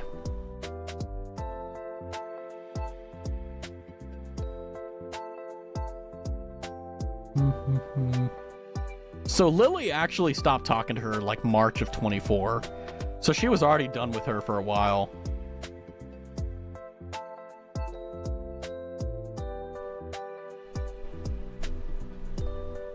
Yeah, so Lily found out. Okay, so Lily figured it out. Found out what was going on, stonewalled her and just like didn't respond to her, and then basically orchestrated like the greatest like slam dunk of all time. Kudos to Lily. What's happening? I just got here. I'm reading the Sinder response, and it is bad on Iros. Like, this is bad. You'd lose more for not apologizing than just giving a sincere apology. Yeah, like, it's horrific. Like, I'm at the point where I'm actually, like, kind of speechless on some things. Like, it's... all these screenshots, like, for those who are like, oh my God, why are you skipping them? All of it is them trying to redefine words and shift the way that you're supposed to read it in a different light, other than just like the honest, normal way of doing it. Like saying, no, your song didn't flop. It just flopped in terms of how you saw it in your head. Like, it's just like, oh, it's disgusting. It's disgusting. Like, it's bad. Raspberry tea. Ooh, have some on me. Isn't this like really old and I thought you didn't want to do this kind of content? Just curious, by the way. Okay, so like, I'll be honest with you. You're right. There's part of me that I didn't want to do this content, but like, why not? You know, if you don't want to watch like most people, here's the real answer. One, if I don't like it, I can just delete it. I have the privilege of being a small enough streamer that like most people don't remember like what my last stream was or what happened in it. So if I really don't like it, I can just take it down. Second, all the comments and statements I make during these streams, even if they're of a more like higher brow, or not higher brow, but like the correct word would be like more like maybe sensitive nature, are always very like, no matter the case, I will not back down. Like, I believe them. I'm not going to say something that I don't believe. And if I happen to make a mistake, I will tell you like, yeah, I fucked up. And that's all there is to it. But in terms of like the content itself, this is like the biggest thing in VTubing. Like, this is kind of ignoring, I don't want to describe it as like something that happened in 2001, but in terms of VTuber stuff, like the damage that this two-pair couple did to the VTubing industry is indescribable, right? Because prior to this, I always looked at VTubing that the worst of the worst are not at the higher rungs of the pyramid, right? They're little VTubers that don't really have anything together. They're just, you know, they get, you know, some viewership and they get an inflated ego and then they blow everything up and it's fine. But this showed that even at the highest level, where brand names like Shy Lily Nano, that there are people, maybe more than just Sinder, who are backstabbing cutthroat people. Now, everyone assumed this was the case, but no one had proof. Now we do. Now, I'm not saying there's other people. I'm simply saying there was one. And where there's one, there may be another. And the fact is, this damaged the trust of every single person that watches VTubers. It's kind of insane. It really is. Because if we look at the VTubing industry right now, I think we're going towards a trough. We're going towards a downturn. Because HoloLive is dying, in my opinion. I think that, for Ian at least, I think that Justice and Advent, they're carrying the entire, like, company. 100%. But I think that, like, in terms of the normal community view, HoloLive is no longer on a pedestal. Used to be, no longer. Niji Sanji, we know how that went. V Shoujo, we know how that went. So you can kind of see the dominoes falling.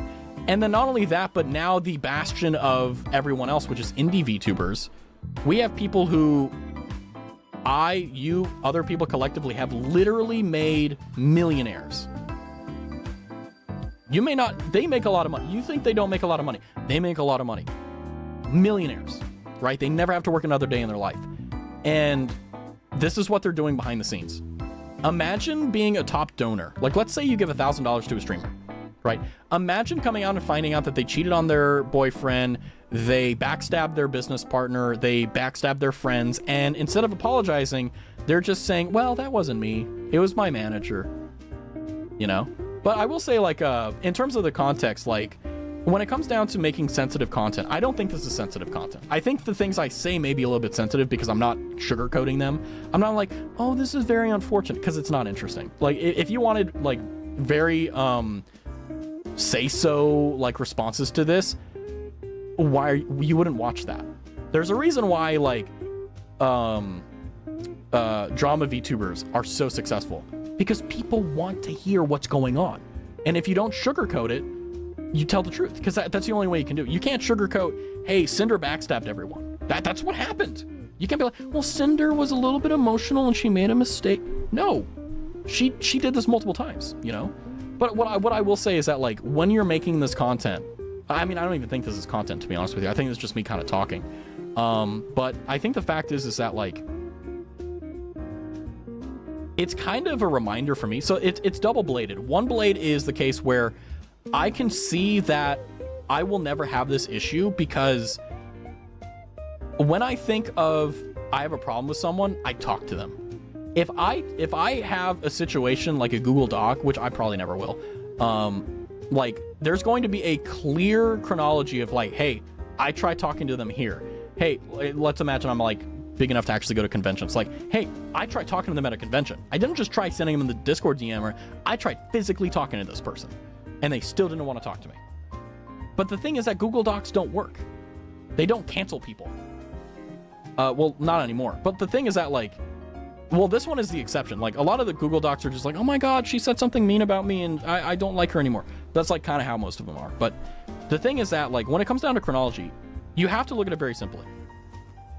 What happened? What actually happened, right? Don't give your version of events. Give the version that actually happened, right? I think she was pretty much canceled for now. No, well, she's dead. Like, she literally had social death, right? But the thing is that, like, I'm talking about most Google Docs, right? Like, I will never do any of this stuff behind the scenes, and I have no intention of ever doing that, because I'm going to be honest with you, unfortunately, I'm an ethical businessman. That's why I don't have a lot of money. That's why Sinder made a lot of money, because Red was very, very cutthroat. Unnecessarily so. But anyway, but the point is that the TLDR is that the reason I'm doing this stream is, one, because I want, like I said, that first blade, I want to see what not to do. And two is, there's a lot to learn from this. Because there's probably a lot of people who have never been in a situation where their entire lives are crumbling around them. Let's jump into someone's shoes who actually is having that and see what they do. And in Cinder's case, she just recoils in fear and strikes out. You know, Shy Lily lied to Nano, telling Nano she was being manipulated when she wasn't. Who are you to tell me whether Nano was manipulated or not? The only one that can tell me whether they felt manipulated was the person that was manipulated. You want to know who tells people whether they feel manipulated or not? A manipulator. Now, there's obviously caveats, but generally speaking, like, come on. It's just...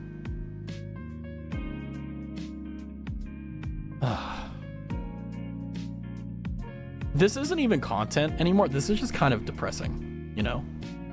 Some people will take small interactions of being mean to them and then use it to make Google Docs on people like they don't like a threat to their career.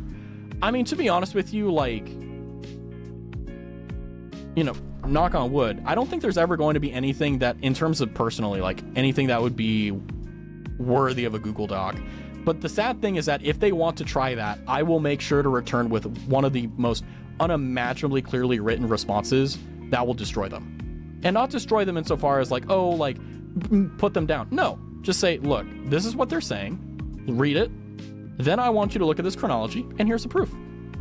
If I made a mistake, I will be very clear. This is a mistake I made. This is why I made it. This is how I'm attempting to redress it. And then finally, if you would like to, please consider keeping me accountable. Take this opportunity to see me as someone who is imperfect, who made an imperfect decision, made a mistake, and here are the solutions, and this is the way I'm going to fix this. And I would like, if possible, to have you on this journey with me as I come back and figure out how things go. And in the event that I fall off the horse again, help me get back on it, and let's keep going. And it works. Yeah, like, the thing is that, like, even if I have, like, the best thing in the world, that doesn't mean people are going to believe me. But I'm not trying to convince the people that are... Actually, I'm not even trying to convince. I'm not trying to write something for the people who are going to be emotional and not think. I'm writing it for the people who are genuinely curious about what actually happened. They're not thinking about Raz's side or the other person's side. They're thinking about, okay, what actually happened here? That's what matters. And the thing is that, like, that would be that's what I would do. I would say exactly this is what happened. And then I would make it very clear where I was not certain about things. And I'd be like, hey, this is what I believed at the time. This is what I remember at the time. This is what I think happened. But this is a screenshot so that you can make a decision for yourself. And then based upon public reception, I would look at it very clearly and see, okay, where was I wrong? Was I narcissistic in this way? Was I passive aggressive? Whatever the case is. And then either I make a decision, and it's not going to be like black or white. It's going to be like, okay, what am I going to double down on? What am I not willing to back down on because I believe I'm right? And then what are the things that are like, okay, I missed that. That's my bad, right? That's how you do it. And that's how you do a normal private conversation. You know, like, you can say, like, look, I disagree with how you think things are going. However, because of the simple fact that you believe this is happening, what are some things that we can do to change this, right? What can I do different? What can you do different? What can we do different? What can we do together, et cetera, to fix it? This is like, this isn't even worth our time. Like, I'll be like, I was excited all day to read this, and it's just hogwash. And it's just volume upon volume of excuses. And the thing is that, like, if your Google Doc is longer than 10 pages of written text, you're not writing the truth. You're trying to hide it. That's my opinion. By the way, feel free, like, what is this supposed to be again for context? So basically, Sinder and Red basically backstabbed all the big VTubers and basically came out to be very, like, two-faced, very, like, blah, blah, blah. And then she disappeared for 6 months after getting, like, absolutely socially murdered for things she did do. came back and she said, I'm sorry, but instead of like actually apologizing and giving like solutions and remedies and like ways she's gonna go forward, she's like clarifying. Like, look on Iros. Oh, this one I saw. Oh. Like, is this their Cinder and Red argument alibi? Yes, this is their response to so what happened is that there was a Google Doc that came out basically exposing Cinder as this person of like person non grata, like horrible person. And then a day or two later, Cinder replies with like the most god-awful response of all time. Basically admits to it without like admitting to it. Then 6 months later, literally came out last night before I was going to sleep. And she's basically not doubling down, but she says, I'm sorry. I didn't mean for this to happen. However, the people that made me a bad person, I'm still going to be working with them. I'm still the same person. I'm still going to make these decisions, and also blah, blah, blah. And yeah, she's also going to go back to streaming. So yeah. And the thing I'm hovering here is like, she believed that Shy Lily copied her. I'm going to be honest with you. Who cares? If you have blue in your outfit, oh my God, is that Gura? Is that Gura? Is that Gura? Whoa! What? Is that Gura? Like, it's, sorry, welcome to how the world is, you know? And she targeted, she targeted Lily, she targeted Nano, she targeted Silvervale.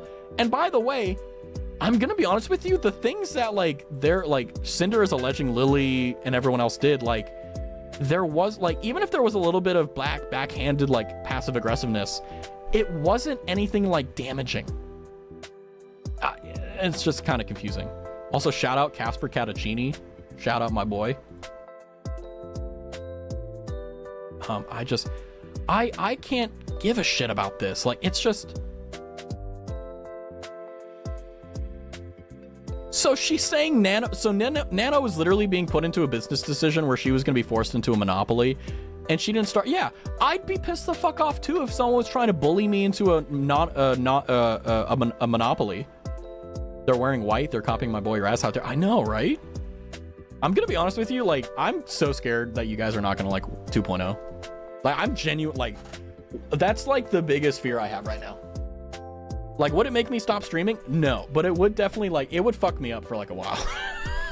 Because like, I know it's taking forever. But there's a reason why. And I hope that when you guys see it, you'll be like, oh shit, okay, I get it. People forget that designs can overlap. It's not original and stuff yeah. Like, it's like, as guys, like, if we see another guy with like brown shoes, we're like, whoa, those are cool. But like, if two women see each other wearing the same outfit, they're like, oh my God, blah, blah, blah. Maybe that's sexist, but like, it is, like, I've seen it. And I'm just like, I don't get it. It just doesn't make sense to me. Maybe I'm wrong on that, but that's just what I've observed. So fucking, I don't know. People forget designs can oh, sorry, I read that. There are female and VTubers copying Tisca. Yeah, it's weird. I can't imagine we won't like your 2.0. I think I will say, even if you don't like how it looks, you will like this lore. I 100%. I have been writing it for like almost 2 years now. Oh God, Cinder is back. Yeah. Hi, Elliot. It's a Marie. Hi, Marie.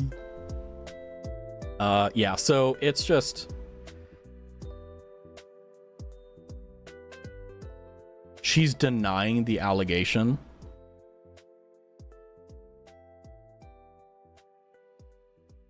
Wait, neither of us sabotaged any VTuber project with Nano, but in the case of the exclusivity, I can't, this is horseshit. This is like, this is unacceptable. Now that I think of, seems like Cinder wanted corpo power, monopolizing labor, kind of evil.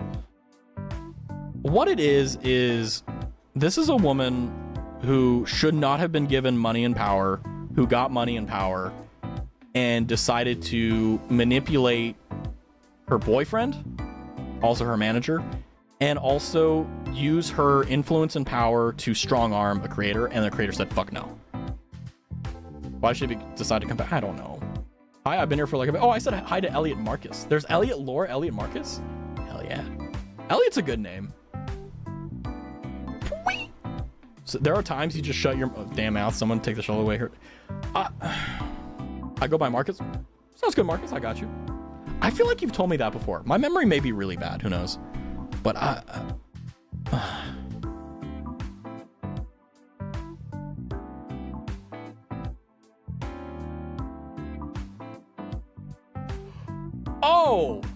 oh, that is, ooh.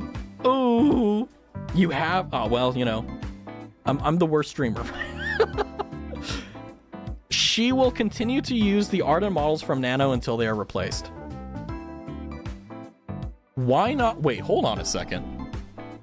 Wait, the public was lied to about what really happened between myself, Red, and Nano. It's Red, Nano, and myself. Nano wasn't manipulated, she wasn't a victim, and I didn't betray Bao or any of her other friends.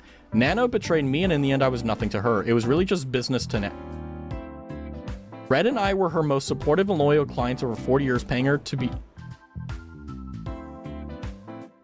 for her to be taught how to cut art for model rigging in the first place, giving her $100,000 to buy her new house, building our career side by side, and this is how she thanked us. No matter what Nano did, she will continue to be supported by the people she worked with to cancel me, and by people that want her artistic talent.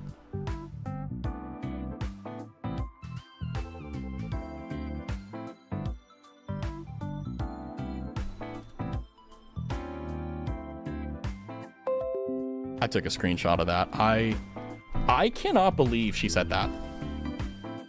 I genuinely cannot believe she said that. Like, that is so unbelievably unacceptable. And for those who are like, why? She's literally saying she made Nano. She literally is saying, I made you, how dare you not rub my back when I need you. Too lazy to do anything? I feel you, Soma. Not giving writing credit? I mean, hey, if you're gonna say something, at least be clear. Her writing is exposure to how self-centered. Yeah, it's... Oh my god. Whoa, what the fuck? Hold on. Whoa, I used to look up. The L she holds on her forehead must stand for lie. Because Lily was the first person to lie. She had her own grudges against me, lied and manipulated Nano. So of course Nano was going to believe any... So argument from authority, therefore believe her. Oh, what?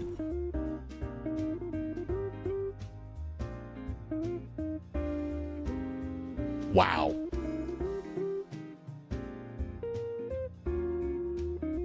Wow.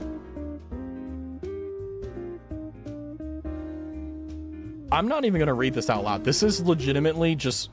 Wow.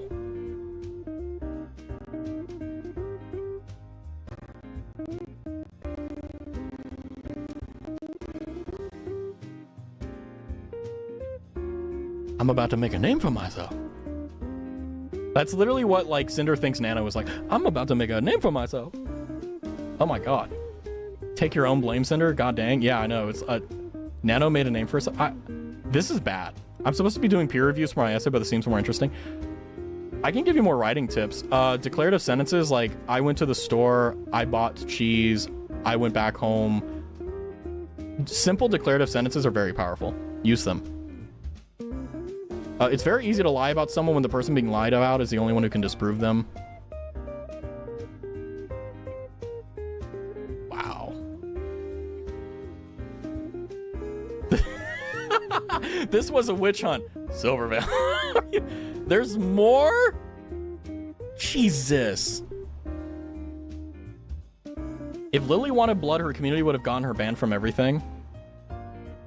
There's receipts. Yeah, I will say, like, the community did do kind of a fucky-wucky by comparing her constantly to Silvervale, but, like, it's kind of her fault for choosing a model that looked like it, and et cetera, et cetera. Like, that was failure of optics on her part. Like, I'm gonna be honest with you, like, with Raz 2.0, one of the reasons why it has taken so long is because I don't want to look like X, Y, and Z. So I have taken, and by the way, I have taken an unimaginably great deal of care and effort to not look like other VTubers.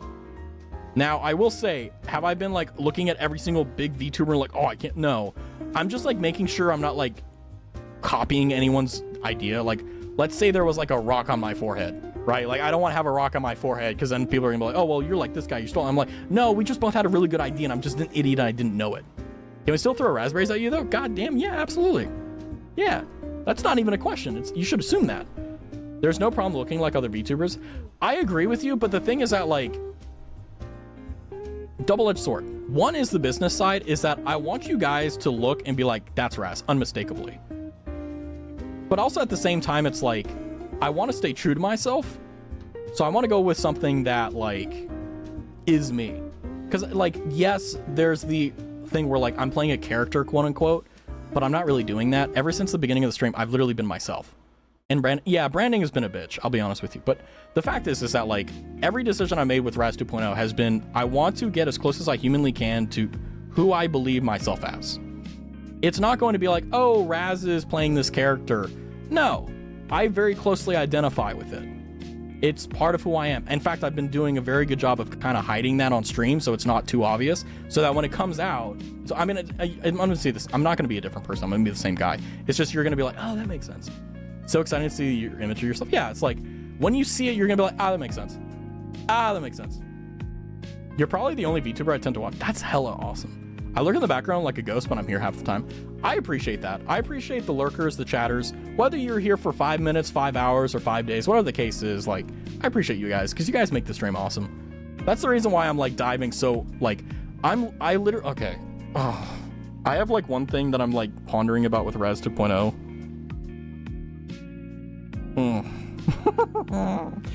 I know it seems like I'm, like, building, like, the Mona Lisa here, but I'm trying to do my best. You do one stream in 5 days? No. I stream, well, recently, don't worry, we'll get back to the topic at hand soon, but I streamed about, like, I used to stream 5 days a week, but recently, because I just got a new job, I've been kind of a little bit happenstance, but I'm trying to hit at least 4 streams a week minimum. So, like, stream today, maybe one tomorrow, depending on how things go, and then for sure one on Friday, Saturday, and Sunday. So always Friday, Saturday, and Sunday. Glasses? Maybe. Honestly, my ideas can and probably will overlap with someone else's. However, the design may overlap, but what makes you... Yeah, so, like, Shy Lily, for example, is an Orca VTuber, right? But you know why we love Shy Lily and why everyone knows Lily, even if there's a lot of other Orca VTubers? Womp womp. Womp womp. Womp womp. You know? Sorry, I'm on pain meds. Hell yeah. Everybody take your meds.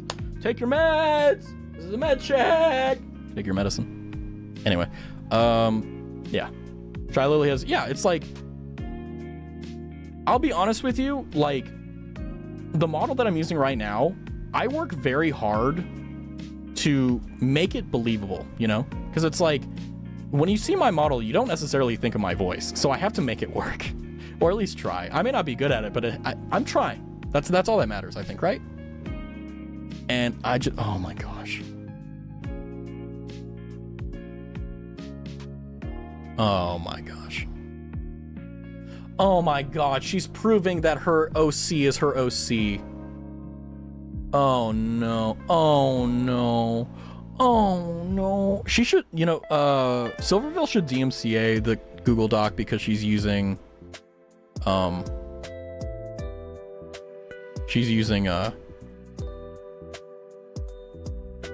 using her stuff. Okay, that's it. I think. Maybe? No, hold on. In my opinion, it's a personality that makes a good YouTuber and distinguishes them from others. And also if they make videos. Like, I'll be, like, I'm gonna be so real with you guys right now. Like, I know my problem. Is, one, I have 6 hours on the weekday. So, if I stream, there's no way. So, like, here's what I do. I wake up at, like, 7 o'clock. I wrangle in bed for 30 minutes, and I cuddle with Lord Byron because he sleeps, like, next to me or, like, in between my legs. At 7:30, I get up. I'm at work at 7:57, and then I clock in at 8.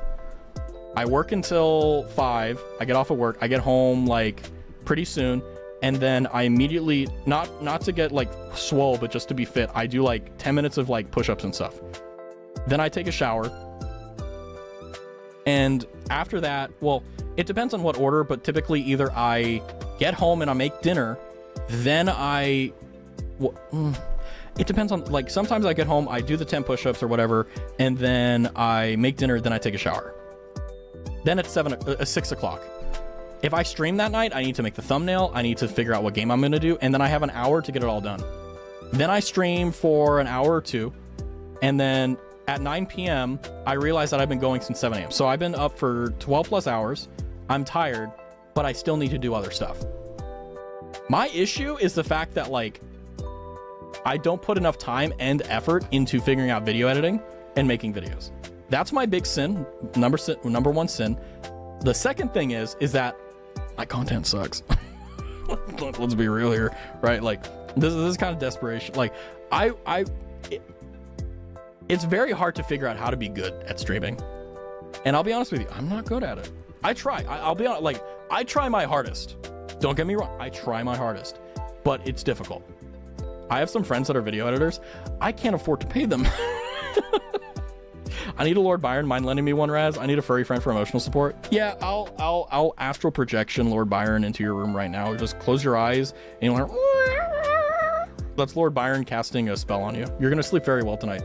Shut up, your content doesn't suck. Well, here's the thing, right? Like, the reason I say that is because my perspective on content is what I watch myself.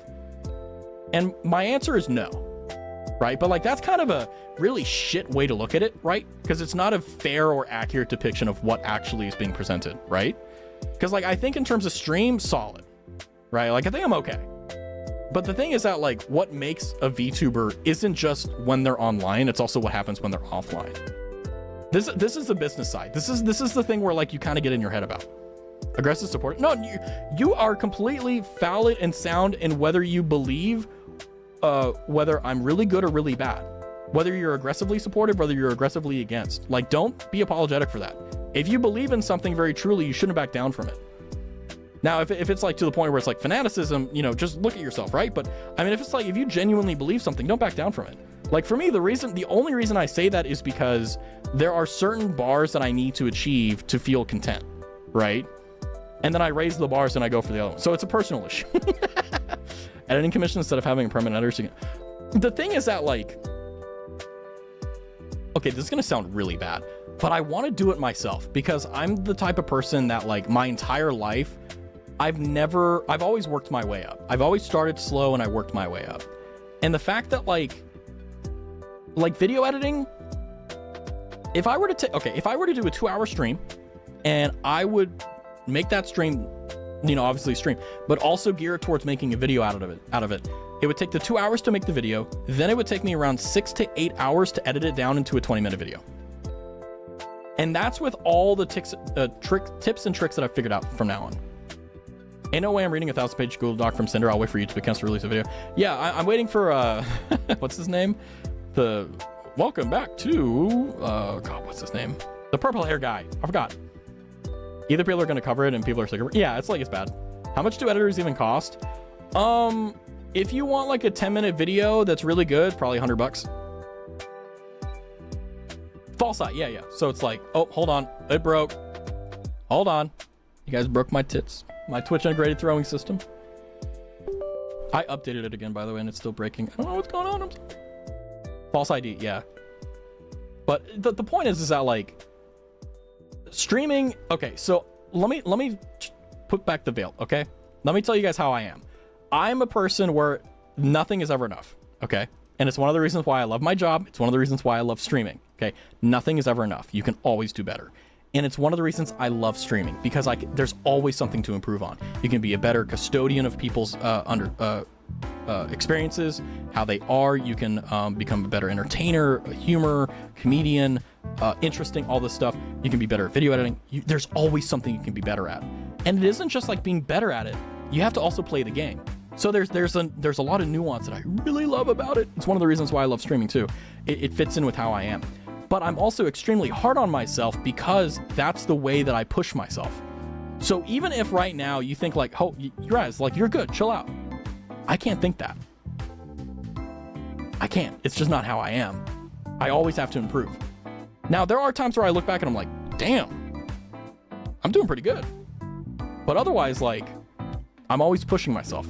So whenever you hear like, oh, I don't think I'm very good at that, what I mean is that I always want to push myself. Always.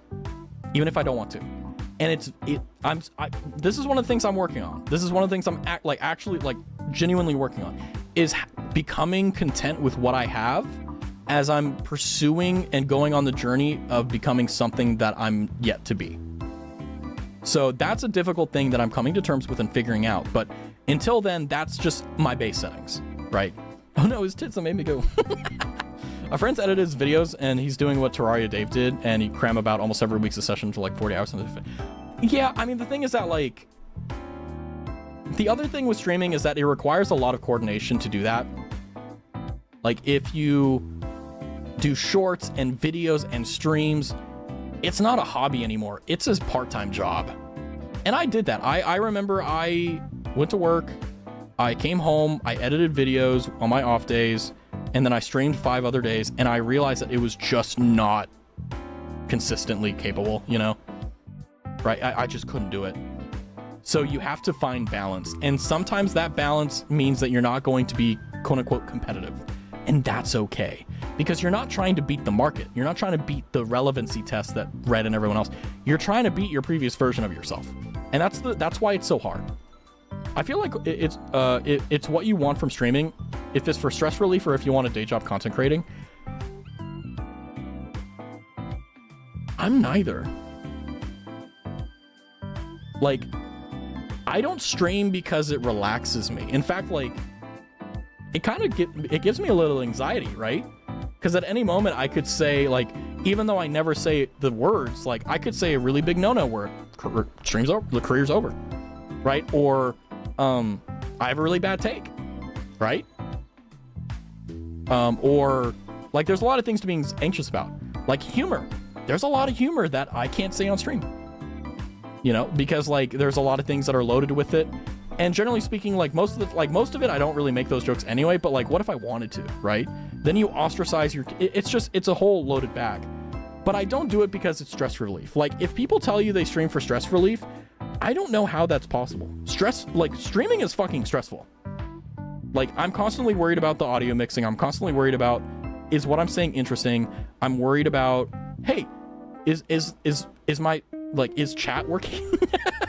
Did my tits break again? You know? But the other thing on the other side is like day job.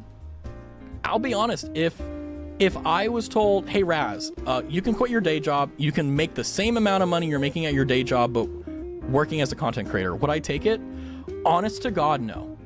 I've said it from the very beginning, the highest I'll ever go is part-time. And the reason why is because, well, VTubing doesn't have benefits, and I like dental, and I like, you know, like, like, let's be real, you know, I'm unfortunately, like, I'm not 19, right? Like, I'm not 20. I'm not like, I unfortunately have been put through the grinder, and I know what is necessary to be a functioning human being in the United States, you know, and to be a self-supported human being. Like, I know what's required.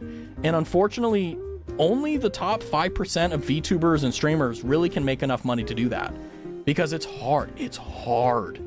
That's why, like, for me, I don't stream because of stress relief. Like, this stream stresses me the fuck out.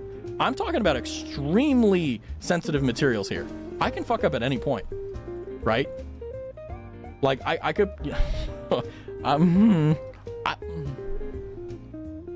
See, would you guys give me one pass for a joke? One pass for a joke.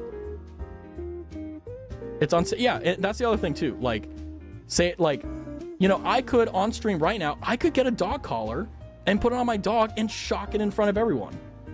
Like, that would be a career ending for me anyway. But like, you know, like, I and by the way, I don't know anyone who would ever do that. Like, it's Hassan me. Like, it's beyond me, guys. Like, it's just insane. Like, that's way different. See, like, but that's what I'm talking about, right? Like, you know, like jokes like that, you got to be really careful, right? You got to be careful. Raz gets canceled right here, right now, live on stream for what? Who the fuck knows? Yeah, because I care about dogs. By the way, I do want to say, for those of you who are like familiar with the incident, I don't actually know like what the facts are. I know what like everyone is saying, but like, I don't know what actually is the case. You don't got to be careful. Literally everyone is talking about. Yeah, I mean, the thing though is that, like, I'm in this weird valley where I want to be. So the reason why I don't talk about politics, or the reason why I don't talk about most current events, unless like it's Sinder, right, is because of the fact that it's divisive. And the thing is that, like, I have no issue whatsoever talking about politics or current events or anything like that. But the problem is that, like, I've only seen it divide people. You have to be in one side of the aisle or the other, or you need to be in your own little camp in the middle or somewhere else. And I don't like that. I genuinely despise that. And the thing is that, like, I've decided very early on that the way I'm going to do it is that I'm not going to, even if it's beneficial monetarily or otherwise for the career or whatever, I'm only going to touch topics and talk about things that I can build something off of. Same thing with the Sinder thing. There's so many beautiful things that we can talk about, that we can learn about and build from. But I'm not going to talk about something that's going to be controversial for the sake of, oh, I'm going to get good boy points from my stream. Fuck that. I don't want an echo chamber. I want people to fucking check my shit, okay? Because that's how you keep streamers accountable. You check their shit, you know? You don't got to be careful, literally, everyone. True, but like, just because everyone's talking about it, that doesn't mean you have to as well, you know? I don't really like political streamers. I mean, opinions are fine, but don't attack the opposition. Yeah, I mean, the thing is that, like, the big issue with every political streamer, and this is just, it is the way it is an echo chamber. At the end of the day, you have to stay in your lane, in your bubble, and if you break it, you literally betray your base, you know? I was looking into it. He showed the collar and it's a vibrating one. Before anyone says bias, I don't even know what, like, I don't really like Hassan just vibes wise. Hassan, okay, this is where I'm going to show you that I'm a very smart person, and I'm going to talk about something without actually talking about it. Hassan is very good at not getting banned, and he knows how to play the game. And regardless of whatever his position is, no matter how palatable or how disgusting it may be to an individual, I don't know what the hell he's doing, but for whatever reason, Twitch will not ban him. And it is very interesting, because it isn't just like, if you're like, well, oh, Raz, you're talking about like, oh, he's a political streamer in this particular thing. You like, there's also like other contrarian streamers that don't get banned when they probably should too. Even if it's something if you agree with Hassan or what, it's Hassan Osman, like the two dichotomy. Anyway, point is that like, all they do, if you ever watch their streams, it is just an echo chamber. And I don't like that. I like having my ideas challenged. Do I enjoy someone telling me I'm wrong? No. But it's something that you need to have happen to be a better person. You know? Knows how to play it well, but not feels like. I don't know. I think there's just there's something going on in the background that we don't know about, that I think there's a lot of NDAs going on. But anyway, the point is that like, that joke there, you know, that's the reason why I also don't talk about a lot of things that are controversial too. It opens the door. Like if I say one joke about Hassan, right? We're talking about Hassan now. Now it's relevant content. But that's one of the reasons why. But it's really unfortunate, because there are times where I would like to talk about things that are going on and things that happened, and other things like that. But I recognize that it doesn't make the stream better. Because it's not my place to tell you what to think. It's not my place to tell you how to think. It's not my place to even tell you where to think or where to go to think. My responsibility as a streamer is to stream. That's it. And I want to create a place where no matter who you are or where you're from, you can hang out and have fun and stream. There's no politics here. There's no bullshit. You're just you and I'm me, and we're hanging out and having fun. Simple as. That has always been my goal. And there are rare instances like the Sinder documents where, if I'm being honest with you, this is a really good opportunity to remind you guys that they're imperfect beings too, and to make sure that even if you really love a creator, remember that they're going to make mistakes. Some are worse than others. Citation, Sinder. But generally speaking, when they make mistakes, if it's something that they're learning from, it's a wonderful experience to watch that person blossom, right? And come back.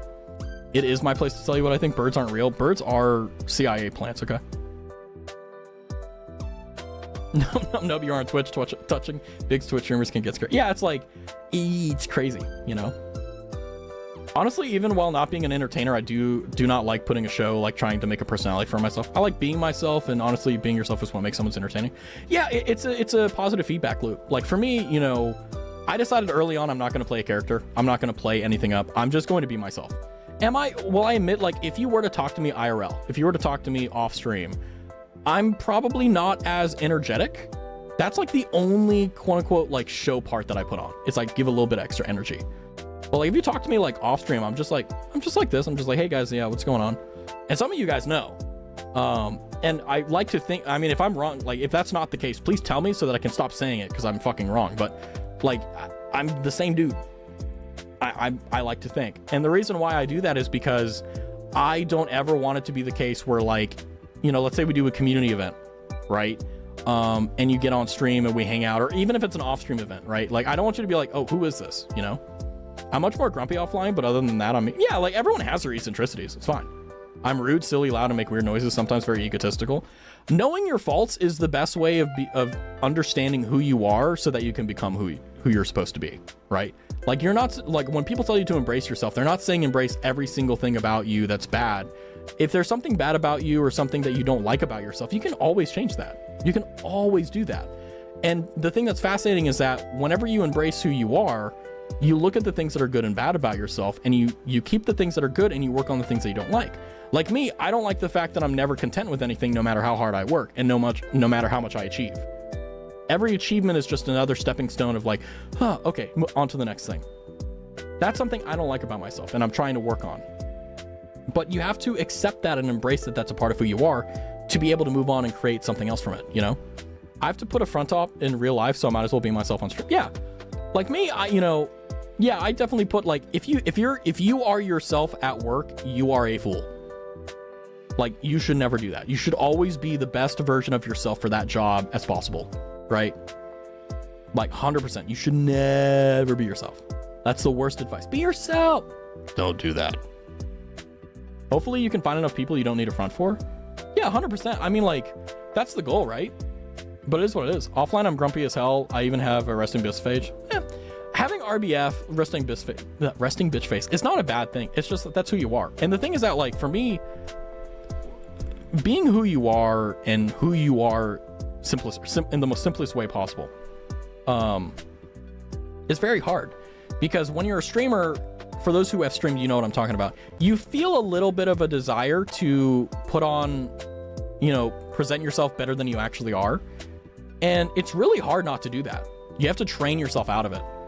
But the fact is that as time goes on, you figure out like, hey, it's way less effort to just be myself. And that's how you win. That's how you become yourself. Like, I feel very good, like, on stream by myself and with other people because everyone knows what they're going to get. Like, everyone knows I kind of cater in between this, like, well, not cater, but teeter, that's the word. In between this, like, wholesome, attempt at being wholesome, and then, like, making a joke about Hassan, you know, like, being abusive to his dog. Like, there are stages of who I am. But if you've watched my streams, you know that it comes out occasionally. And I always try to make jokes, or I always try to do stuff that don't divide, but, you know, if it's something, you know, that we can laugh at, we'll do that, right? But we're never going to go too far. And if I do, guess what? That's an opportunity to be like, hey, Raz, that's too far. That's too much.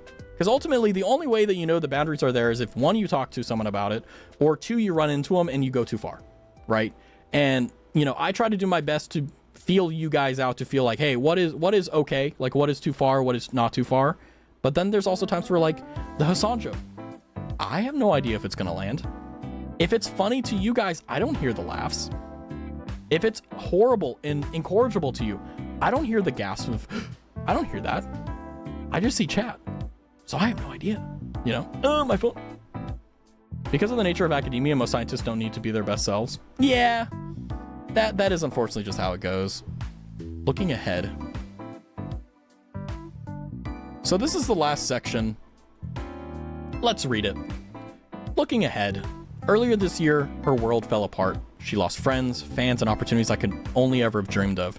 But sometimes things need to fall apart in order to rebuild them back together. I'm choosing to look on the bright side. I needed something to break me out of my cycle of working all day every day and adjust my lifestyle for a healthier work-life balance. This was a long overdue reminder that the friends I've made should have been the most important thing in the world to me, and I should have put more time and energy into my relationships with them outside of the work we did together. They were supposed to be by my side even when I'm not Sinder anymore, and I lost sight of that in my never-ending pursuit of the next big thing. It forced me to recognize that through my actions my own inactions and actions. I can't read. I was hurting people that only ever wanted the best for me. If ever given the chance, I don't plan on making that mistake again. This is your chance, Cinder. Despite everything that's happened, I forgive my friends. Well, they're not your friends.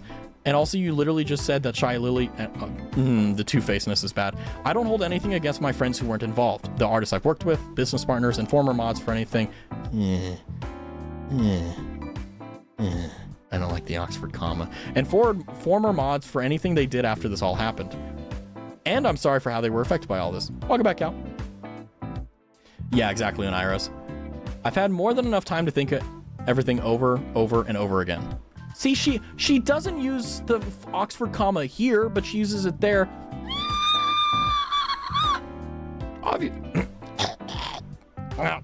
Obviously, the root cause of almost everything that happened was because of poor communication between Red and I, between me and my friends, and between them and me.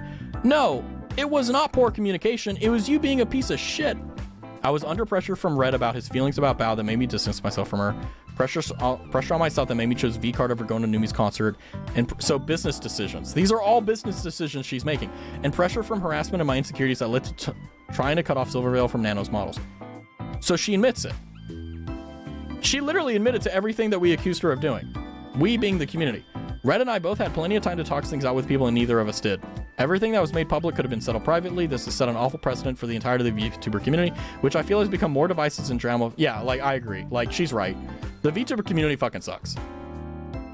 Like, I'll be the first to say it. I feel like the vast majority of VTubers are the silent majority where nothing happens and they're very boring. But the silent minority of like 20% of the VTuber community is so loud with like all this weird drama that people feel like it's really bad. It may not be divisive and drama filled, but it definitely feels this way. She's a really bad businesswoman. Yeah, she's terrible. She doesn't know what an MBA is or a BBA. Actually, did she go to college? I don't know. And also, we don't know how old she is. She may be a kid. She may be like 22 or something. Right? Like, we have no idea how old she is. So it isn't just like bad decisions, but it's also like you're gonna make these mistakes in your 20s and 30s and blah. Like, you're gonna make these mistakes, right? It's a matter of when, not if. And sadly, the consequences are pretty great.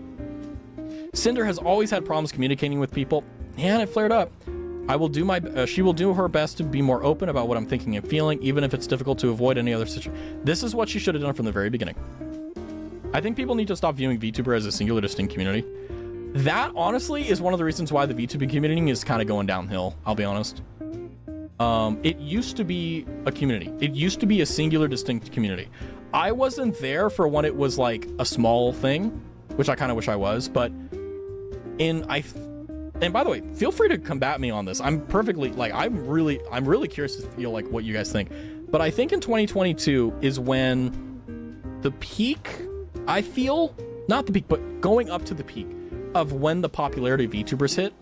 And then it went from being something that was a very fervent community it wasn't gatekept, but it was like, you had to know, you know? It exploded to the point where now VTubers are mainstream. VTubers, if you watch this, streamers will reference VTubers not as VTubers. They'll reference them as, oh, streamers that are VTubers.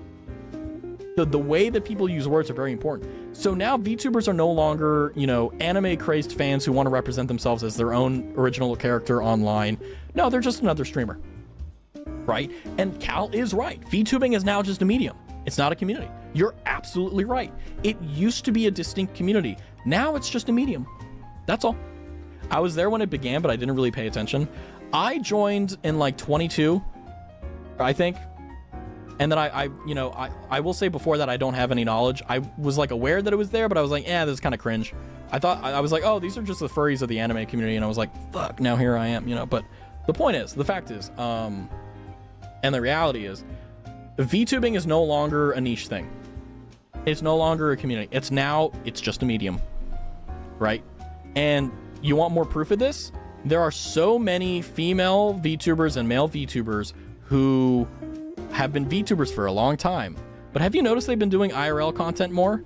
You want to know why? What do you think the algorithm is rewarding right now? That's right. Yui? Have any of you guys watched Yui? She did cooking streams for like the first week that she came back. Why?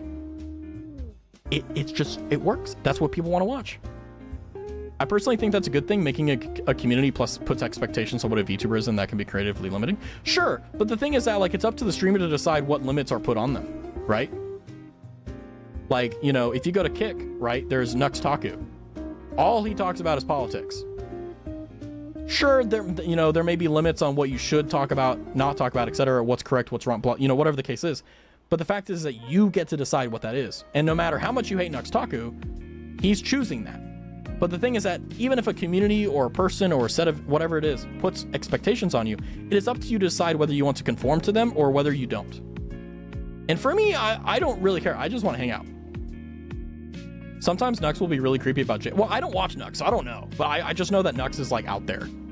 Like I genuinely know literally nothing about Nux. I just know that he streams on Kick and he's like very political, I think.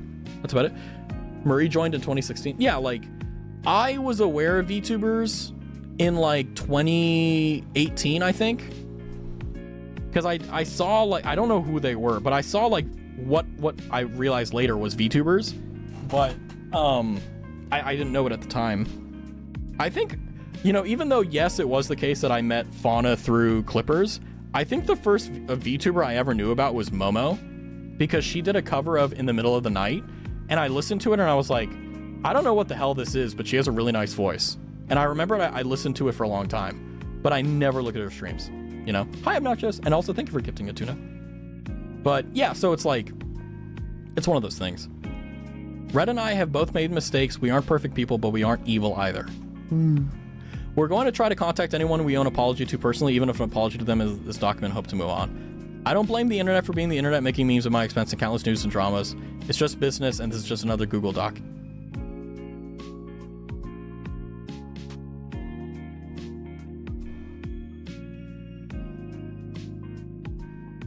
Sorry, I'm farming my Twitter posts. You guys are like, oh my God, Raz, like I'm farming. I'm gonna get like 1 like, and it's gonna be me. But I didn't want to hide from this for the rest of my life, and I couldn't let my legacy be decided by anyone other than myself. Now there's nothing else for me to say, and I can finally look ahead. I'm ready to return to doing what I love, even if it's on the smaller scale. I want to stream again. I want to create. I want to inspire. I want to be someone people can look up to again. I love being a VTuber, and I love being Sinder. Thank you for reading, and thank you for waiting. POV, your wife cheats on you with like 7 dudes, and this is like the text that she sends you, and you're just like, anyway, that's kind of my reaction to this. Yeah, like, you know, can Vibers just talk privately? We don't want to read this shit. Yeah. You know, I'm not gonna even show it. It's not even worth it anymore. It's just it's one of those things where it's like, it's so horrific to me because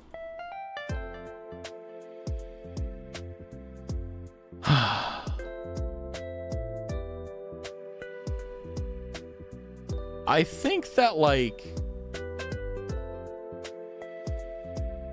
yes, there's a lot to learn from this.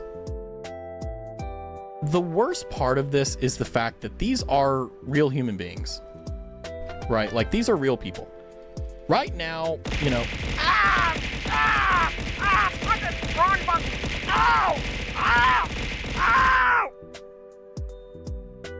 They're real people. They're real people who, right now, they're sitting at their, like, just like you guys, whether you're in bed, whether you're at your desk, wherever you are. I want you to take a moment and think about the fact that Cinder and Red are real people. They're sitting in there, and they are, oh, Jesus. Hi, welcome in. Thank you for the raid. Romeo the idol or idiot? Honestly, what's the difference? I love idol. No, actually, no. There's an idol here right now. I should take that back. I'm sorry. Raiders. Welcome in. You were doing Overwatch 2. Overwatch 1 was better. No, I'm kidding. Hi, Romeo. Welcome in. If you need to run, feel free. But we're talking about Cinder. So if you're not interested in that, feel free to tab out. But I will say we are going to be hanging out and having some fun. So have fun. Welcome in. Hey, yo, Rest. Hey, yo, Romeo. How are you? You can indeed sing. We just finished reading the Cinder doc. And yeah, I just want to take a moment. Oh God, JG, Overwatch 2? And think about the fact that despite the fact that Cinder and Red are not good people, they are real people. They you know, they eat, they drink, they make mistakes, they have work, because, you know, she's not paying the bills with her career anymore, all that stuff in between. And we have to recognize that despite the fact that what they did was very, very bad and incorrigible, I think that there is indeed the possibility, it won't happen, like it's never gonna happen in a million years, but there is the possibility that they take a moment and step back and realize, you know what, a year, 2 years from now, they realize, you know what, I was wrong. It's been 2 years since this happened. I really was that bad of a person. And I think what's interesting about forgiveness, and what I think is interesting about retribution and growth from that failure, is the fact that you can always do it. Are you going to be able to put back the pieces that you broke? No. Are you going to be able to bring back the people that you took away? No. Are you going to be able to fix things? No.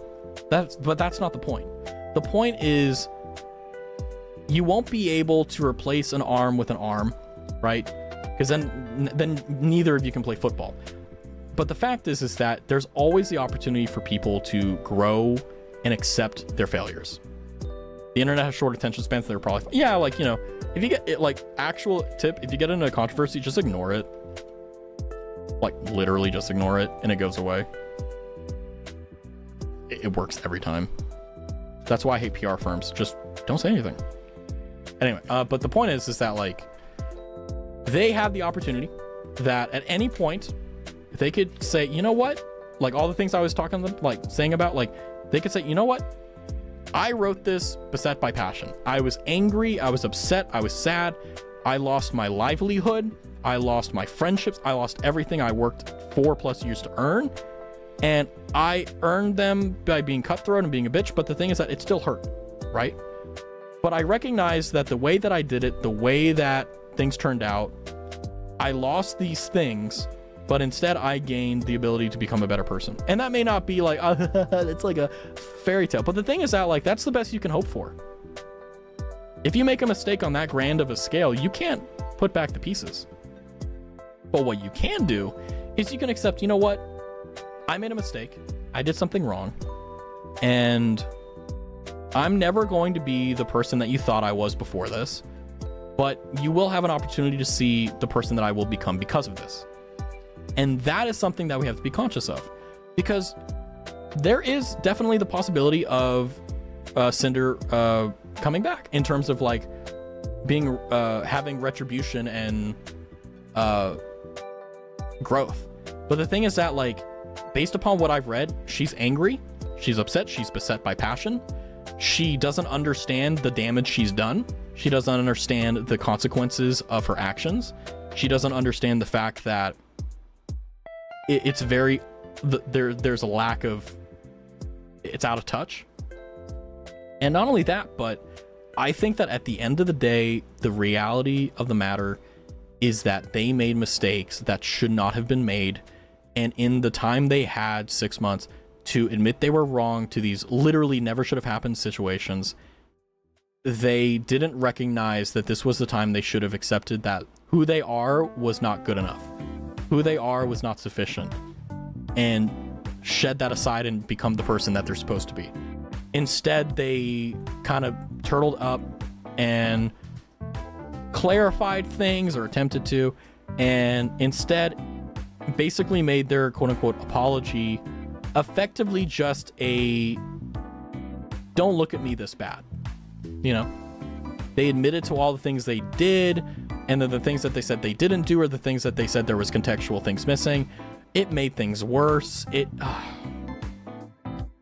But that's my take on the situation. This is very much so two people who, well, one person, let's talk about just Sinder. Red, fuck Red. No one cares about Red or Sinder anymore, but Sinder is someone who threw away everything in the pursuit of what basically is, at the end of the day, nothing.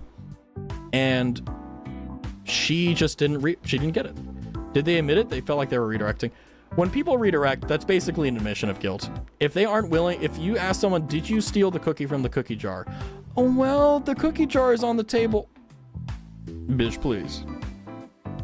Bitch, please. You know. And redirection, I will say, just because they're redirecting doesn't mean they're lying. But the fact is that if you're redirecting but you're not actually answering the question, you're no better than a politician. Let's be real. You like if you ask me, hey Raz, did you steal the cookie from the cookie jar? And I said no. Or let's say I said yes. Yes, I did steal the cookie from the cookie jar. And I say, I'm sorry, I was really hungry. I was staring at it and I tried my hardest not to do it, but I gave in and I ate the cookie. I feel really bad about it. I don't know what to do. Can you help me, like, not steal from the cookie jar? And that's when a good parent would be like, okay, yeah, let's see what we can do. Or they can beat the shit out of you. It is an admission of guilt, but they aren't accepting that they did something wrong and they're, yeah, they're admitting that so what they're saying is they admitted the fact situation happened, but it's not what everyone is perceiving it to be. They want the perception of it to be different, which is, it's just wrong. It's just wrong. Also, thank you for the hugs, Romeo. I would take them.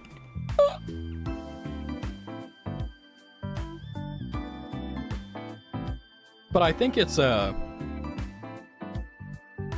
could this stream could have been an email? Oh yeah, but then I wouldn't be able to stream for 2 hours.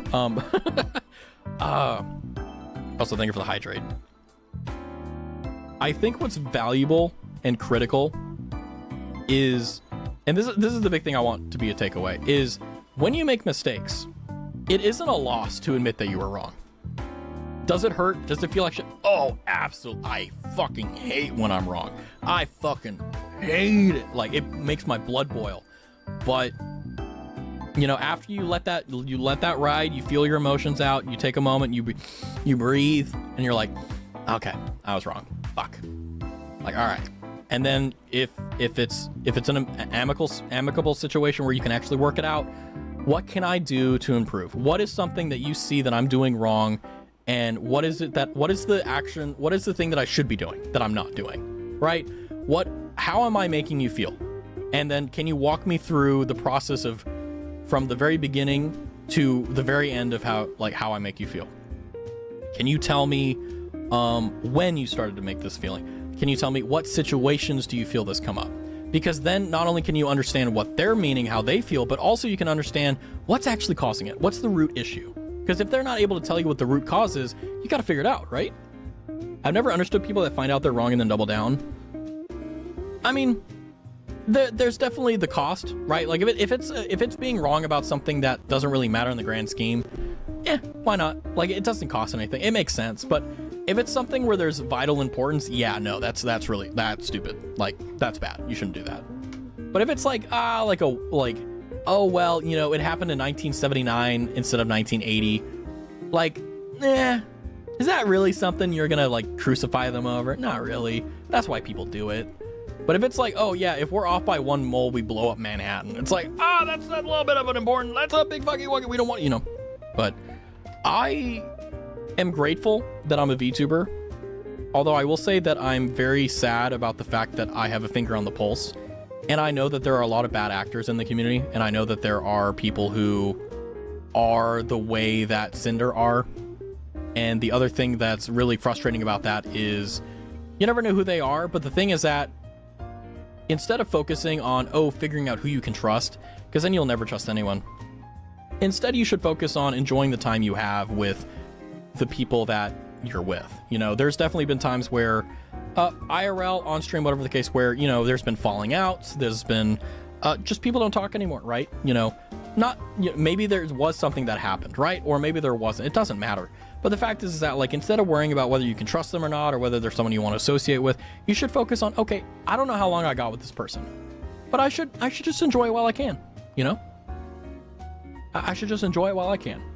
And that's how I treat everything. Because I have no idea how long everything will last. I don't know how long things will go. I don't know any of this. But what I do know is that I have the time now, and I'm going to enjoy it. And despite the fact, I may have been a bit of a sensitive stream, but I enjoyed the fact that we were able to look at what is very much so a very sensitive situation and see, okay, this is where they're coming from. This is why they're making the mistakes. And at the end of the day, get some cool shit out of it. I genuinely don't think Thor knows he's wrong. I think he's delusional. I'm going to be honest with you, I don't even remember the shit with Thor. I think I remember at the time there were some things like there were some things he was right about and there were some things he was wrong about. But I remember I got into the weeds of it and I was like, I'm employed. I don't give a shit enough to know. Like, I was like, there were some things where like he was right. Like it's uncomfortable, but he was right about it. And then there were other things where I was like, well, I don't even fucking remember whatever. I don't know. This is the other reason why I don't talk about this shit, because I don't fucking know. If I knew, like, I'd be like, yeah, I could tell you, but I don't fucking remember. I'm glad you got my money. But the point is, right, is these situations with people, especially if they're not you, gives you an idea of figuring out, like, hey, this is what you shouldn't do, right? He didn't understand the movement. He doubled down when he could have just shut up. Oh, yeah, I do remember that. I mean, I will say, like, I think he was he right about the stop killing games? I think he was, because I think that was the thing that I was like, yeah, that's the hard truth to swallow. Because I think if I'm not mistaken, oh, I remember. The reason why he was right about it is because if the stop killing games movement were to be passed, what would happen is that the entire European Union would have to rewrite all of its copyright law, all of its law, everything. It would literally need to redo everything. And because of that, it wasn't going to get passed. And I think, no, I don't think he did this, but I think the thing I was like, well, why not, instead of being so catastrophically big with the changes, why not go piecemeal at a time? Like, start small and work your way up. And I don't know. I don't know. I'm not European, but like, I don't know if it passed or not, but I didn't hear any news about it. But I think that was the big criticism that he was right about, was that it was too much too quickly.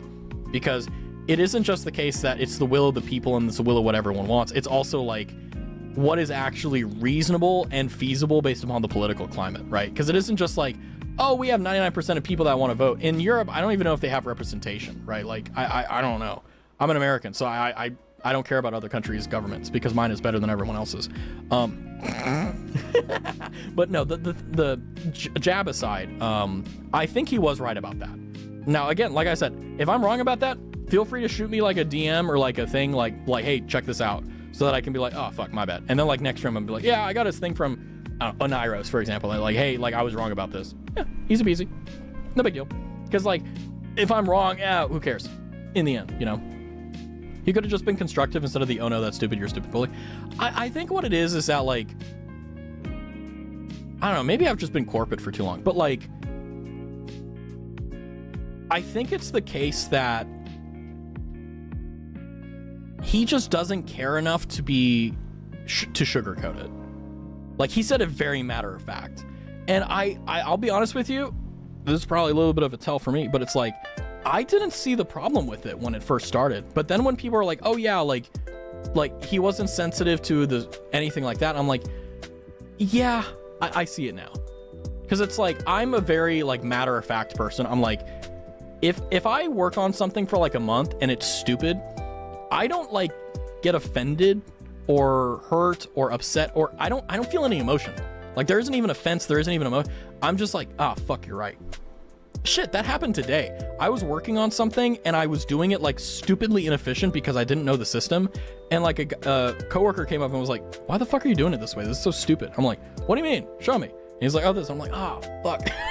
So I think it's just the case that like, it's a me thing. Why I don't like him. Oh, okay. But yeah, he was right that it was unlikely to pass, but he's wrong about most of the other stuff because none of it was retroactive. Oh, I remember that part. Wasn't his argument that if they were to change the law, the laws would end up becoming retroactive because it would change the system? Was that his argument? Many devs said it wouldn't have been too bad because all of the tech already exists. Companies have to go out of the way to make games always online. Yeah, I don't remember. Like I said, I don't remember the details on this. Which is, like I said, another reason why I don't talk about all this stuff, because it's like how unscintillating it is mentally to like talk to someone who's like, I don't know what's going on. Right? It's like, no, like if we're talking about something, like you should know like what you're talking. If you're a streamer, right? Like that's kind of how I feel a lot of people are, and it's like, hey, it is what it is, right? But at the end of the day, whether it's Sinder, whether it's Thor, there's a very difficult balance between matter of fact, honest truth, and then delivering in a way that's palatable, right? Some people are really good at one. They're really good at saying, this is bad, this is stupid. There's other people who are really good at saying it in a way that's like very palatable, very amicable, very cordial, but they're not very good at telling the truth. It's very hard to be in the middle, right? He was speaking about things he didn't have adequate understanding of, if I recall correctly. Regardless of the case, right? You know, the balance still has to be struck. And that's one of the things, it requires a lot of experience and luck as well, because being right is hard, but being right and being able to tell someone that disagrees with you in a way that they're able to accept it and not feel attacked is its own battle, right? Like, I can say X, Y, and Z is true, but if I just say it matter of fact, it's just gonna anger you, and once you're angered, there's no way that I can communicate with you, you know? I think the bigger drama was him overselling his dev experience and less so Stop Killing Game stuff. I think it's Stop Killing Game stuff that you're... I'm gonna be honest with you, I just watched his shorts. I don't get his shorts anymore on YouTube, so that kind of sucks, because I did like his shorts, but I never watched his streams. I don't know, maybe I'm just old now, but like, I don't really watch, like, I watch like streamers like you guys, right? Like in the community and stuff, but outside of that, like, I'll watch ASMR, I'll watch clips on occasion. Like, my plan after stream is read manga. Oh no, fuck, I have to work on Res 2.0. I have to do like 30 minutes worth of that, then I can read manga and go to sleep. So that's my plan. But yeah, it's like, you know, I try very hard to make sure that you guys don't see me as an authority on anything. And when you listen to me, you're not like, oh, I'm going to believe what he says. You're instead like, you know what, this is one guy's opinion. He's trying his best to be as accurate, as factual as possible, and everything else in between. I'm excited for Rise 2.0. I am too. I am too. I have a lot of work to do. Kill me. No, I'm kidding. But yeah, as per usual, just to make sure you guys remember, all the money that is earned on stream does not go to me. It goes to Raz 2.0. And if it doesn't go to Raz 2.0, it goes to other stuff for the stream. So every single dollar that goes into the account for the stream will stay in the account. So this is a fully funded by stream. None of it goes to me. And yeah, the reason why is because I have a job and I'm good to go. So don't worry. I am not wasting it on a Snickers bar. Although that would be pretty cool. Hey, I'm stupid. It's not the I'm stupid. It's the, there are things that there are topics that I cover that I'm really like, I'm a fucking expert in. Like, I'm very fucking like, people come to me type shit. But I never say that because I don't want you to assume that I'm right based upon me being an expert. I want you to accept it based upon the fact that it's meritorious, it's correct, and it's real, you know?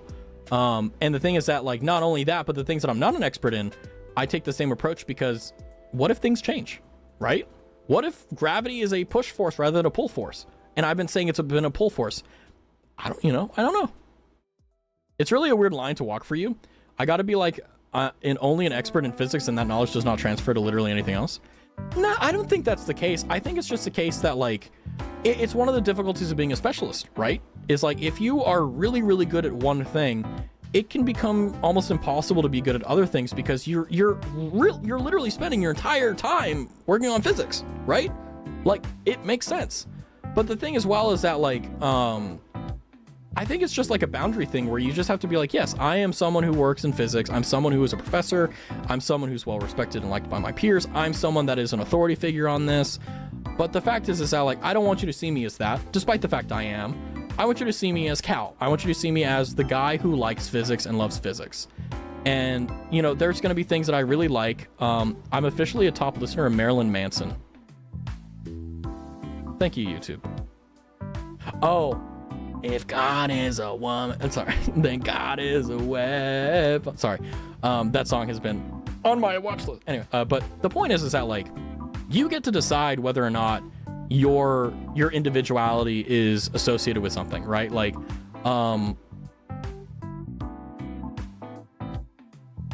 this would be a time where I wish you guys knew what I did for a living, but I'm not gonna say it. But, like, for my thing, like, I'm really, like, I play coy and I try to talk myself down, but I'm really fucking good at what I do. And I really love it. So I'm in this, like, really good bracket of, like, I got a career, you know? The thing, though, is that it's hard walking around. Honestly, there's times where I'm like, I really want to open up the can of worms, but I hold back. But the thing is that, like, you get to decide that. You get to decide whether your brand, your personality, who you are is based upon your career or based upon your hobbies or what your likes are. There are people who are probably particle physicists or who do the same thing as you, and they're just known for D&D. You can do whatever you want, man. At least not in the same way any other forces. Gravity isn't even technically for. Well, ain't that some bullshit? I don't know. Gotta go for a conference. Have a good one, guys. Have a good one on Iros. Best of luck at your conference. Remember, anxiety is merely excitement. It's just that you're not ready for it. Remember, the only difference between excitement and anxiety is that you want excitement. Anxiety is dead. Just remember, you'll be fine.